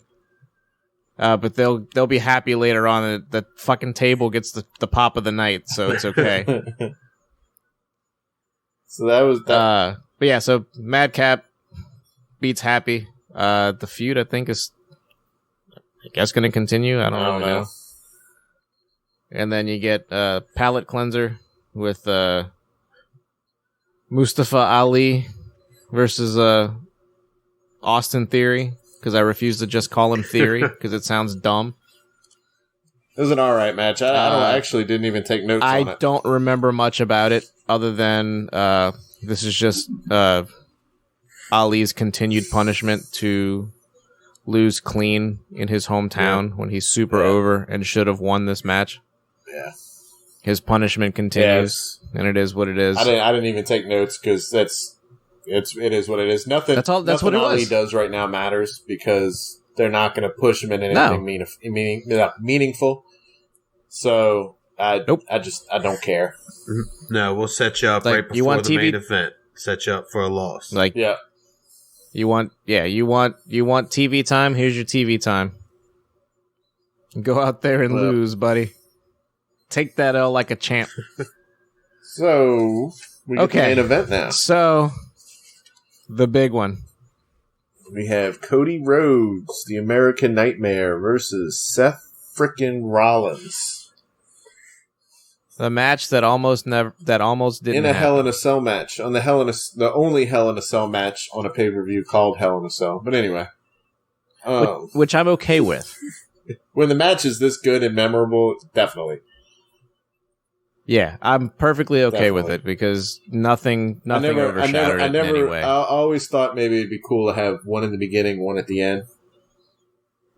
Which I think they tried at one point. A women's match and a men's match. But yeah, But here we are. Alas. This match was still really good. So the last minute storyline, well, not even storyline because it was fucking real life, but the last minute deal going into this thing was Cody suffering an injury. Add him to the growing list of bodies. Evidently partially tore his pec when he was brawling with Seth Rollins on the Raw before Hell in a Cell. Doesn't realize it or doesn't think anything of it. Goes and does his regular workout routine and tears his fucking pec off the bone. And I don't know. I don't know, man. They let him go out and perform. They gave him the option. He said, yeah, I'm going for it. I thought it was weird because they're all about wrestler health and safety when it comes to injuries. But the reasoning was flimsy at best, being, well, he can't make it any worse than it already is. That's the thing with tendons is when it's torn, it's torn. Right. There's nothing fine. you can do about it. People tear their tendons in their hands and they go the rest of their life not even realizing it. And just have to live with it because fixing them is you either fix it or you don't. You can't really injure anything more. Me not being a medical professional or knowing anything about the medical field in any way, thought it was kind of a weird thing. But at the same time, if you consulted a medical professional and they said, well, you can't make it any worse, go ahead and do what you got to do. Right. I guess I can take that as a acceptable answer. Something I've picked up over the years just because I have ligament and tendon issues with my hands and shoulders and shit. Right. And that was just what the case was. It was just a matter of how many pain shots did it take. Right. And dude, man, I don't know.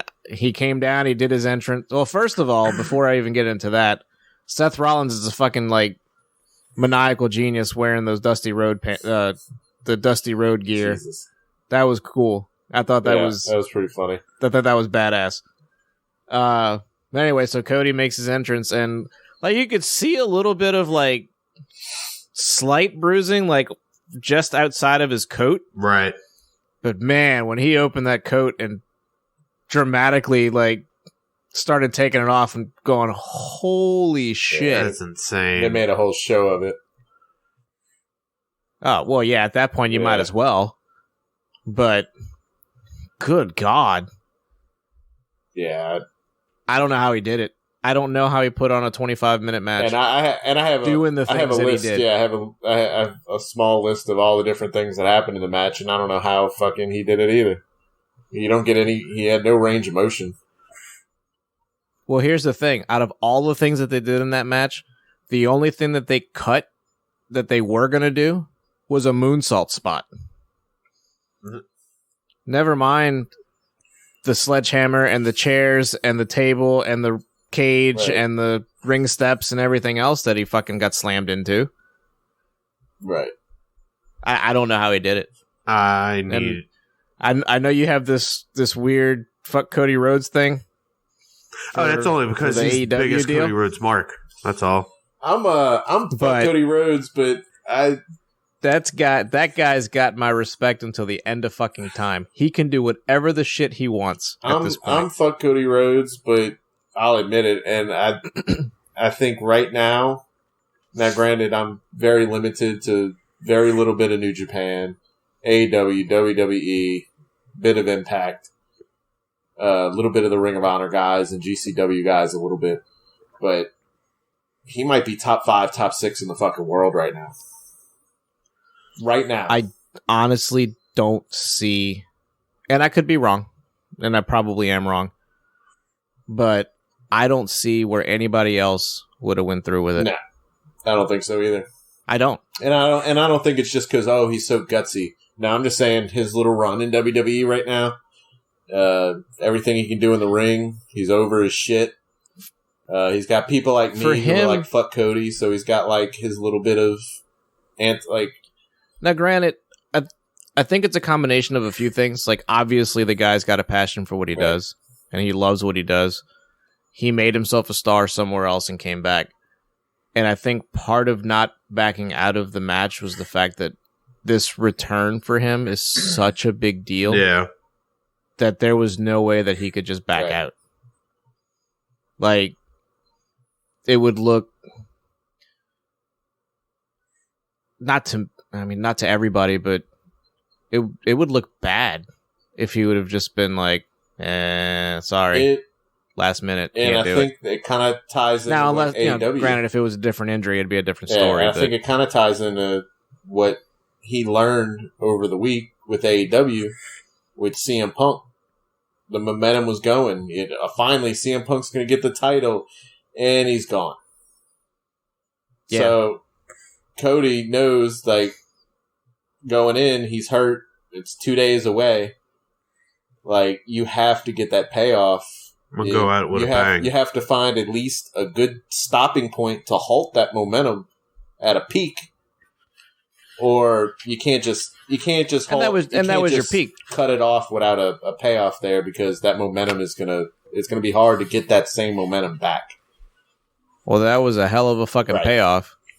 Like, you couldn't have done it any better. That was great, and he knew that. Cody loves a good WrestleMania moment, and he fucking got it at Hell in a Cell.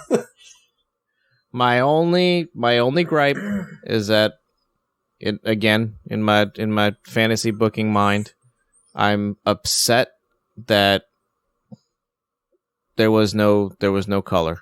Well, there was some color. Seth cut himself on the bull rope. Yeah, but that doesn't count. I'm talking like, I don't know what you're talking about, man. There's plenty of color on Cody Rhodes' chest. Yeah, right. I'm talking about like being allowed to do what he's got to do. Like we said earlier, is 2 days before now, the show. I don't know where that goes. He set himself on fire. Now, I don't know if that changed because of the injury. Yeah. Or if Vince is just that, or, maybe he's not as special as I think he is as far as getting the special treatment, because I feel like that would have been something that he would have absolutely wanted to do. It wasn't actually and maybe he just a pec injury. Wasn't allowed to do. It wasn't a pec injury in real life. In reality, it's all the blood that's building up inside of him because fucking Vince won't let him bleed. he hasn't bled in like 6 or 7 months now, so yeah, it's been a while. He's like trying to let him know, like, open me. I'm coming out one way or the other. Can't burn it off either. Right. No. He's done set himself on fire. But yeah, Cody even went through a table in this. He did, Jesus and that's what Christ. got the biggest pop of the night. The second the table came out from under that ring, the Chicago crowd was like all into it. The previous match, that's probably a huge reason why they didn't use the table in that previous match. Was it with Madcap and Corbin? Yeah. They don't want to cover it. Who sent the meme? Who sent the meme with Triple H and me and Cody? Me. Okay, it's accurate because not only that, but the sledgehammer has made an appearance now. The pedigree. Cody hit the pedigree twice now. He just wants to be Triple H. Yeah, and we've said this. That's what this is all about. We've said this in chat and everything for over a year, 2 years now. Is Cody thinks he's fucking Triple H. He turned into Triple H. He just wants to be Triple H. Booking himself into WrestleMania moments. And now he just is naturally getting them. He wants to be Dusty Rhodes. Triple H is like the antithesis of Cody Rhodes. Where he's like, he's the fucking son-in-law of fucking... He wants to do what he did. It's just a matter of fucking... As long as he doesn't start Triple H like married Stephanie to get where he was. As long as he doesn't even start being talking born like to Dusty Rhodes didn't automatically get him there. He's gonna start talking like his dad. I'm just glad to be here. You see my arm was it just wasn't connected, and I had to make this fight work. He's got his own way of speaking. He's got that little bit of a lisp. I feel like it's like Cody? A little bit. Oh, Cody's got a big lisp. He's got it. He covers it way better than his dad. Never covered it. His dad, that was like his whole. He tries to cover it. I think he's gotten better at covering it over the years. But man, when his earlier days, it was very obvious. So yeah. You see, it is what it is. So, but the show overall was good. It wasn't great. You had a few gems in there. I would say, if I'm giving it a grade, C+. Yeah. Wait. That's C? C+. Oh, for the whole show overall. If I'm taking everything into consideration, I thought you were giving Seth and Cody a C+. And I was about to. Fuck no, that's 5. That brought up the average. I was about to hang up. That's a 6 out of 5 stars. I was about to hang up this call. No, overall, if you take everything that was the reason why it's a C is because of fucking Seth and Cody Rhodes. Just like I said Cody a little while ago, being top 5, top 6 in the world right now at this moment. Him and Seth are both in that top 5, top 6. It was hard to go wrong with that. Dude, regardless of regardless of whether or not Cody's top 5, top 6, top 10, top 3, whatever, there couldn't have been... I don't think that there could have been a better person to pair him up with to restart his WWE career, to get him acclimated to what WWE is now, as opposed to what it was 6 years ago. Yep, Cody can wrestle. He's fucking fantastic. Are his matches a little overbooked? Sure. But but Rollins was the best partner for that, and they both made each other look like a million fucking bucks. Who better the two best guys in WWE right now to overbook with are Seth and Ziggler. I think because there's so much that they'll do and that you can do with them that you can have 2, 3, 4 matches and have each one be a little different and great. And each one's different. There's no, it doesn't feel the same. I agree. So, yeah, after we have a little bit of the next night, you kind of always have to pair Hell in a Cell with Raw. There wasn't much that happened on Raw necessarily. Key points, we have Cody come out. He did his promo. Everybody loves him. Missed out on an opportunity to let everyone know it was Monday Night Rhodes. Nice. I feel like he should have said that. Okay, so here's where Cody Rhodes is a fucking maniac. The fact that he's even talking Money about teasing being at Money in the Bank, which I'm convinced he'll do. By the way, I'm convinced he's going to be there, and he's going to do that fucking match. He's going to do like Brock. I don't think he'll win it, but I'm convinced he'll be there. He's gonna participate in that match. Like Seth is going to be in the match, and he's just going to take nasty bumps all night. Yeah, but so I'm convinced he's going to be there because he's a fucking maniac. The big story on this whole thing, though, after the end of the promo is, pretty much Rollins coming out and hitting him from behind with the sledgehammer and injuring after him telling more. him he respects him, and everybody thinking Seth came around. Yeah. But yeah, he beats the shit out of him, hits him in the back of the head with the hammer, and then with the sledge, and then pushes it into his chest and kicks him in the chest. And Cody had the hardest time walking on his fucking feet after getting his pec beat up. Which, if anybody listening doesn't know where the pec is, it's in the upper body. But he stumbled around like he just had like he was Rick James and just got stomped out by Eddie Murphy and Charlie Murphy. What am I gonna do with my life? All I know is that I'm cool with beatdowns on Raw right now because every time they happen, ever since last week or the week before, I've been getting Curtis Axel sightings. Yes, I was just about to say that. And I didn't even know he was still with the fucking I was just company. about to say that. He's got Bloodline. He's got wrestling WWF Bloodline. For sure. I mean, he's Mr. Perfect Son and all, but he's a fucking producer. Good. Like he's not even wrestling anymore. I mean, he trains too. He's one of the trainers, I believe. But he was always good. He was always really good in the ring. There was no character for him sold. They didn't. He was in that era where I love the B Team. There was no personality to anybody. The B Team is one of my favorite tag teams still, and I'm sad about it.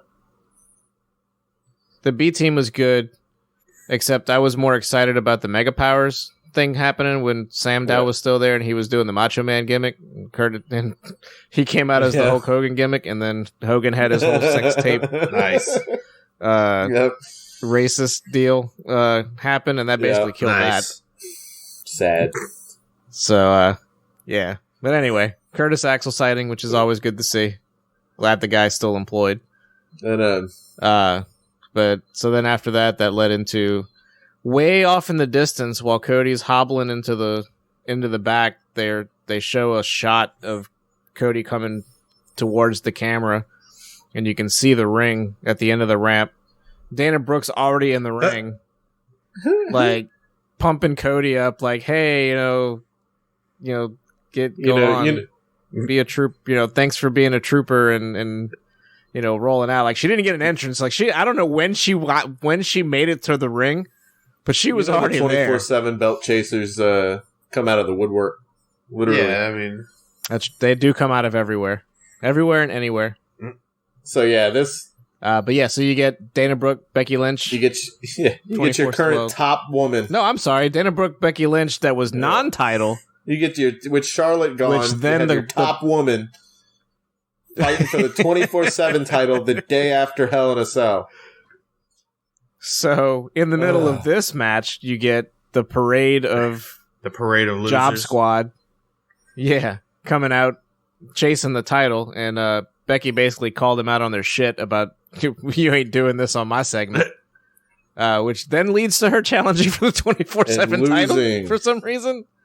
And fucking losing. With Asuka out there. Because Asuka held her leg down so she couldn't kick out. So you have Asuka, which is kind of silly because you could just like pop your shoulder up. Asuka and Becky in the same segment as the 24/7 belt now. The night after they battled for the championship. God damn it. Yes. This is Tony Storm vibes. Yep. Ridiculous. So there was that. Maybe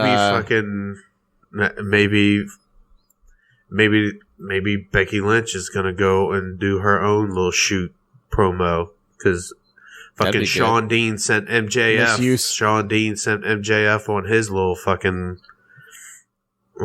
way. That's what I have all a feeling started. This is leading to Becky reaching rock bottom for real, kind of thing. Like now she can't even win the 24/7 title.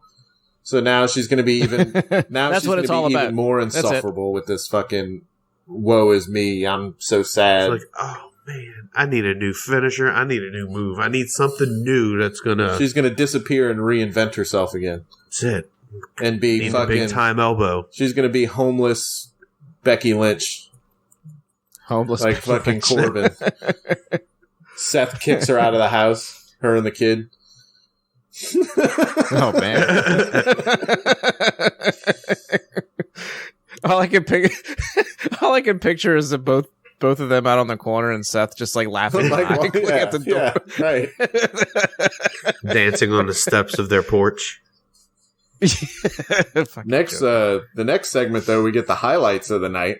Was fucking gold because you know why? We found out that The Miz has average size balls. And Maurice is nothing average about it.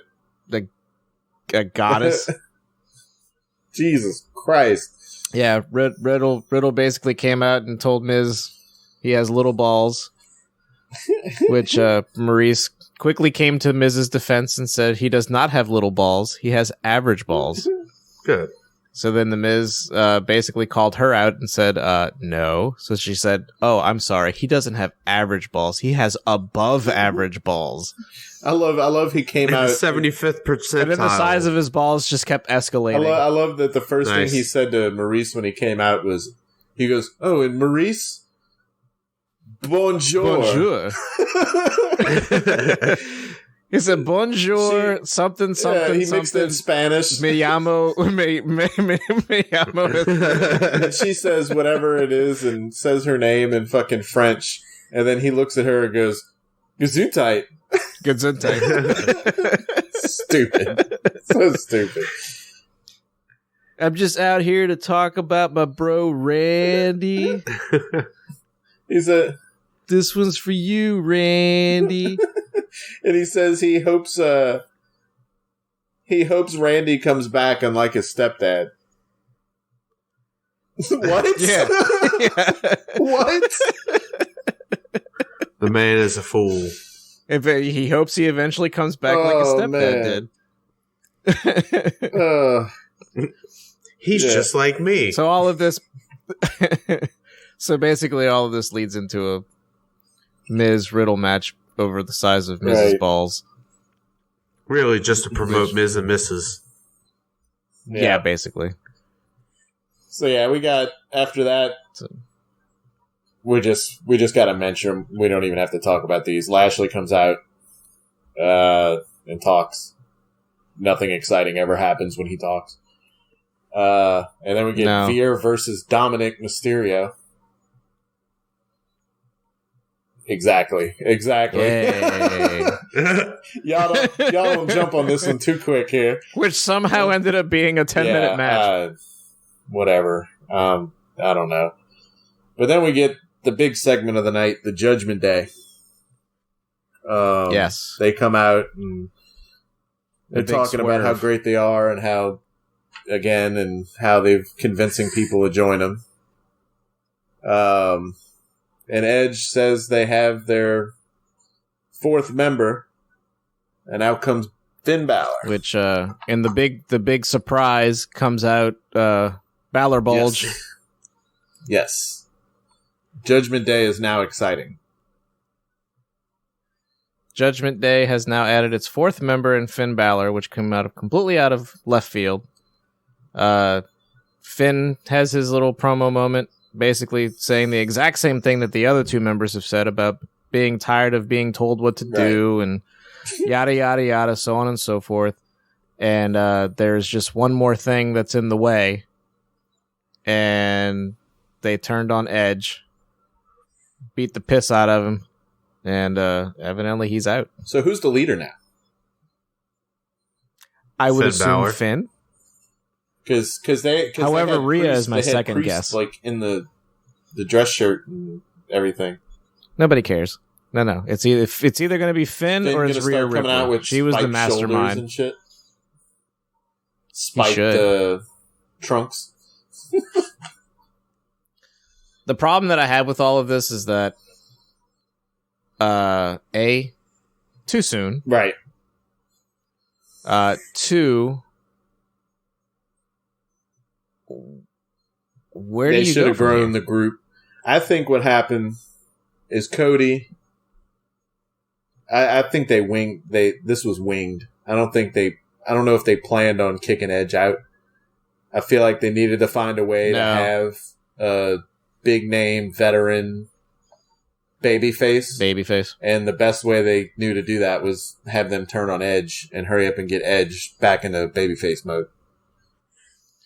I guess, man, but that's gonna feel so fucking It forced. is. It's totally forced. Like, you could have just kept Finn Balor and AJ Styles as your big baby faces, but they'd rather continue to keep them now what do you clicked do? up in trios and groups and stuff. But okay, so now comes the next inherent problem with this is, what do you do with Rhea? Because as far as I can tell, Liv is out of this. Liv is going to go on to do bigger and better things. So what do you do with Rhea in the group? And where does AJ Styles go from here? Rhea's got a... Does he continue to feud by himself? Rhea's got a 4-way match coming up. Don't worry. Yeah. Oh, yeah. Great. I must have missed that part. This didn't close the show. This is what should have closed the show. And then... yeah. And then, so what do you do with AJ at this point? Does he continue to feud? At this point, there's no feud because he was feuding with Edge. So now he's in limbo. So Edge and him team up? I don't know. Well, that'd be a really hard fucking pill to swallow. Just go throw fucking Edge or AJ Styles into a tag team with Shanky and call it a day. Oh, he deserves so much better than that. Just like they gave Momos. That's what's going to happen to AJ because Vince doesn't know what to do with him. Never does, and he makes everything look good, and still doesn't know what to do with him. So, considering that he doesn't watch in any way, shape, or form, and he's just been listening to us ramble on and on about Raw and the way that things are booked, I would love to hear what Rocky thinks about right about now. About what? About all this stupidity. Because nothing that they do in WWE land makes any sense. I mean, I don't know. I don't really have any opinion on it. I don't know. And he's been listening intently, but Rocky's real world translator.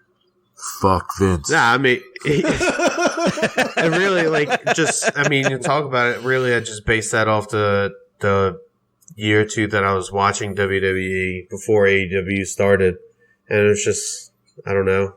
It seems like I've seen a lot of stuff before, even in that time, in that small frame of time. I've seen a lot of stuff go over and over and over again. I don't know. Nothing about this interests me. The only thing that interests me is fucking Cody Rhodes. But even still, that has not. So that's carryover. It's carryover from AEW, but that's also not gotten me to watch the show. It's gotten me to, which is actually a very interesting that's a very interesting thing to say, because I feel like they were banking on that.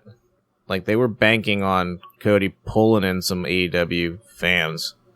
So it's interesting that you're not in that contingent. I think they were banking on Cody instead of having, since they were pulling with Cody coming in, they wanted to push and focus on Cody so much on Raw. And I think that's part of why they pulled the belts off the show as well. Like, you haven't thrown the tag belts back out there to show up on Raw as far as the women's belts, and you have haven't Roman. shown any belt. The Roman's only belt got the championship. The only belt. belt that you showcase on a weekly basis on Raw right now is the US Championship, and that's Austin Theory, and nobody gives a shit. And that's an unexciting run that's not pulling any focus off of Cody. So I think they really did have all their eggs in the basket for Cody to be the focus of Raw for at least 4 to 6 months, and that's now he's gone 4 to 6 months. So I may have gone. I'm sure I've gone over it just in our episodes that we've done so far, but I stopped watching it after the Seth Rollins Fiend Hell in a Cell match. I stopped watching. I dropped it, and I didn't pick it up then. I may have watched a few things here and there, but that's only because my brother-in-law was subscribed to it, and I used his login information to watch a match or two of not even some recent shit, just like fucking. I think I watched the WrestleMania 17, like Brock versus Austin. Like, I don't know. I mean, aside from, I watched it when the booking was bad. I mean, it hasn't really been all that great when I was watching it. Right. Really what's got me to stop watching it was outside stuff that WWE does outside of the TV tapings. So I don't know. Even as much as I'm interested, and I was a Cody Rhodes guy. I am a Cody Rhodes guy. I was a fan of, like, even as overbooked as he was, and even it came across in AEW that he was booking himself into whatever the fuck he wanted. I still enjoyed those matches that he put on, and I don't know, like, even as much as I am like Cody Rhodes and would watch him, like, I've watched stuff through Reddit and it still has not propelled me to go watch the show. Right. Because for one, I just don't have the time. I'm just opting to not use my time to watch Picking WWE. and choosing. 5 hours Right. and maybe 1 hour is bearable. Yeah, and So I'm not That's putting myself through that. Sometimes, you have to be committed to try and sit down and watch it. And I mean, if you're really going to sit and watch it, yeah, you're talking about 3 hours of Raw, 2 hours of SmackDown, and if you really want to go nuts, and NXT's 2 hours? They don't, like, So they don't really respect your but time. NXT hasn't been NXT since 2.0 started. It's been a fucking mess. right. Like I said, even in a limited amount of time that I was watching it, because y'all have been watching it for decades at this point. I stopped for 2 decades and then picked it back up and got back into it. Oh, I did too. I went, what the fuck is this? It was very easy for me to just drop it and move on once AEW became a thing. I stopped watching around 2005, 2004. And then I was almost completely off of it until the Women's Royal Rumble. I came back for the Women's Royal Rumble, the first one, with Sarah, because I was pumped that the women finally had a serious event. They did. And that... Wait, is that the one that Santino won? This is the one when Ronda came back.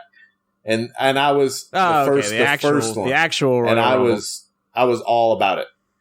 And that's what brought me back. I caught up to the 12 to 15 years or so that I missed almost. That's 12 years. I caught up with YouTube and everything. Like I painstakingly watched like almost everything important that's happened in that 12 years, just leaving clips run and picking the next clip. And And I missed a lot, but yeah, no, I'm not. I hadn't been that committed. I was probably 92, 93. I was pretty heavily until about 2003, then a little bit until about 2005, and then I was out. And then I was out again when Fiend lost to Goldberg in Saudi Arabia. And then for 2 years, I didn't watch a fucking dime of fucking, like a drop of WWE there. I was AEW to the bone. I have been with this shit for as long as I can remember. I have not missed. I've missed hardly anything. Yeah, I've jumped. I'm talking about like a show or two. You know, a show or two Right. here or there. Yeah, sure. I mean, I haven't watched every single fucking episode of Raw and Right. SmackDown, but I've not had a lull. Like, I have not had a break. So I've watched from first episode of Raw all the way to where we're at now, and I have seen some good shit, and I have seen some fucking horrible shit. Ugh. Right now, I'm not going to say it's horrible, but it's getting close It's to just being not unwatchable. exciting at all. It's not exciting, and I know a lot of people like it, and I know obviously Vince likes it, and he's entitled to that because he owns the fucking place and he makes all the decisions, but I have never been, I will never be, and I will never push for the brand split. I don't like the idea of having two separate rosters, one for Raw, one for SmackDown, because this is what you get. You get pigeonholed into a set of maybe 10 wrestlers that you're constantly putting on the same show every week with the same wrestlers, the same feuds, having 6 matches on regular ass TV before you put them on a pay-per-view to have another regular ass match. And by that point, I've watched them wrestle for six times prior to this. What more can you add to make it interesting for me in any way, shape, or form? And yeah, they do the draft and they move a couple of bodies around, but then you go a year and a half with the same shit. It's like watching the NBA only play their own conference. It gets boring. And that's where, and that's where I think they've got the biggest problem is you don't have the roster depth of stars right now to justify a brand split. Which is why all of a sudden you've got people bouncing back and forth between shows, even though they're not officially on that particular show. The brand split has always been dumb. I've never liked it. And every time they do it, they run into this problem. And eventually they get rid of it, only to bring it back again. But I'm tired of seeing it. I'm tired of seeing the Usos and the Street Profits. I'm tired of, just like before the last draft and brand split, I was tired of seeing the Usos and the New Day. Yeah. I've seen that match more times than I care to count. It gets old. This is just okay shit. And that's where they're failing to captivate me. I watch it because it's been in my fucking DNA for the day I can remember. You're part of the 2 million that is just not going to go away. That's a huge part of where WWE's ratings, as much as people like to talk about them, is they know that they have a demographic that is going to. Yeah, I can't look away. Well, and I can't look away because I've been through both sides of it over the years and over the decades. I've been on the highest of the highs, and I've been on the lowest of the fucking lows with the show. And I've seen the talent that they're capable of putting out. I've seen the stars that they're capable of making. But I don't know what needs to change because they're capable of putting on a good show with the PG rating. The rating and what they're allowed to do and not do has no bearing on the quality of the product. I think it just has more to do with the fact that basically they're running a farm system. Yeah. And that I think compounds it a little bit too. You know, you have these wrestlers in your NXT system, and before that it was OVW or whatever you had before that. And you're taking these these young kids that are making, names for themselves for the most part on this in your little farm system, and you call them up to the main roster and you kill them. You squash them. In some way, shape, or form. You're changing names. You're not giving them opportunities. You're burying them in some way. And so, where do you go? Like, what do you do? You don't want to take any indie wrestlers anymore. Yeah. They're overcycling talent out, trying to find that next Cena. And for whatever reason, Vince is convinced Austin Theory is the guy. That's the guy he's trying to hitch that wagon to. We'll talk about that more in another show. But I don't see it. I like Theory, and we'll talk about that more in another one. I'm good with it. Well, yeah, that's that. I just fucking not into WWE. Rocky's like, God damn it, you ended my night talking about fucking Raw. Nah, it is whatever. Fucking, hey man, any night can be Raw night. It doesn't matter. Raw dog it. But, fucking, they are who they are. Man, what was really bad, I really hated the whole shit when they started bringing Seth and fucking Becky's relationship into the mix. Like, after she won the belts and shit. That was just... thankfully that didn't last No, long. it didn't. But that was like part of the... I was like, I'm not into this. And it just started fucking... It was just not good. And it's just something interesting now that I've been into fucking AEW since the very beginning. So there's that. So I have all of that historical knowledge that's happened in AEW. There's a whole lot that I missed in WWE. Yeah. And one more tidbit aside, asterisk to add to my rant is WWE has no long-term storytelling. Yeah. At all. Just pay-per-view to pay-per-view. At all. That's all it is. Pay-per-view to pay-per-view. Sometimes they don't even make it that far before they drop a story. Or an angle. Except AEW right now, has just like wrapped up another multi-year storyline. Right. Like, I mean, you had Adam Page and Kenny Omega, or like the whole Adam Page storyline and his working his way up, and then the whole Wardlow and MJF thing. Fucking... Yeah. And then you have the ones they do give us for multiple programs or multiple pay-per-views and shit like now are the ones we don't give a shit about. Almost Lashley. Yeah. Madcap Corbin or whatever. And they don't have to, like, for the premium live events, they don't have to sell... They're not trying to sell buys. You know what I'm saying? Not like AEW is trying to sell buy rates for fucking Revolution and Double or Nothing and all of that. They already got you for the network. They're just making content at that point. Well, they got you for the network, and WWE will sell out. A WWE premium live event is going to sell out every time. Well, sell out.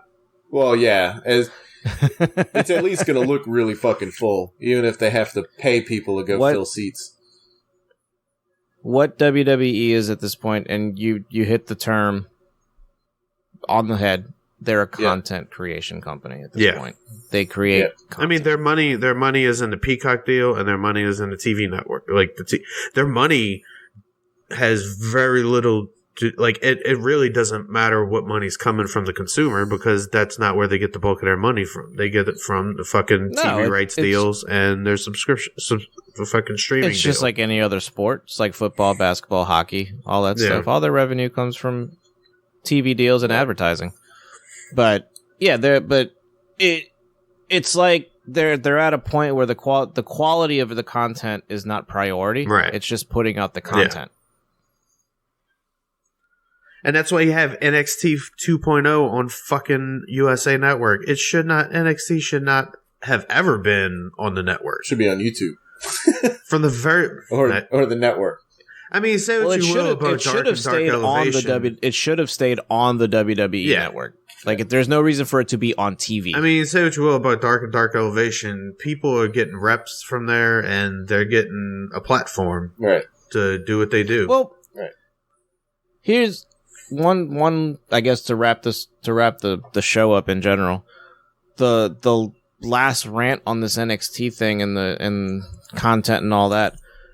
There's no point in having NXT on TV to attempt to get the faces and the talent on a national stage to get familiar with them when the second you call them up to the main roster at this point, you change their whole fucking gimmick. Yeah. You're changing a name, you're changing a gimmick, you're doing something to alter what I know. And at this point, you're starting to do it before they even get off of fucking NXT Katana chance. Right. My big issue with NXT being so televised the way it is now is there's nowhere for the young up-and-coming talent who has a future on television to screw up. AEW has Dark Elevation.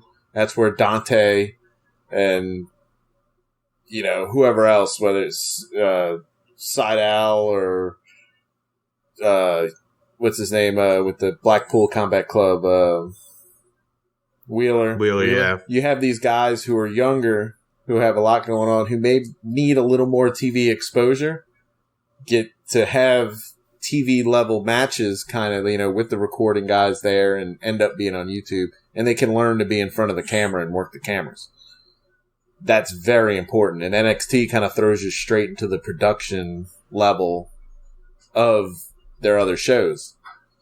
So and, you know, they don't like, get a chance to really learn how to work the camera. So as soon as you see them screw up young, it's like, okay, well, I'm done with them. They suck. Right. Now let's take this on a fucking more personal level. Let's say, like, during the pandemic era, Dark and Dark Elevation might run 2 to 3 hours.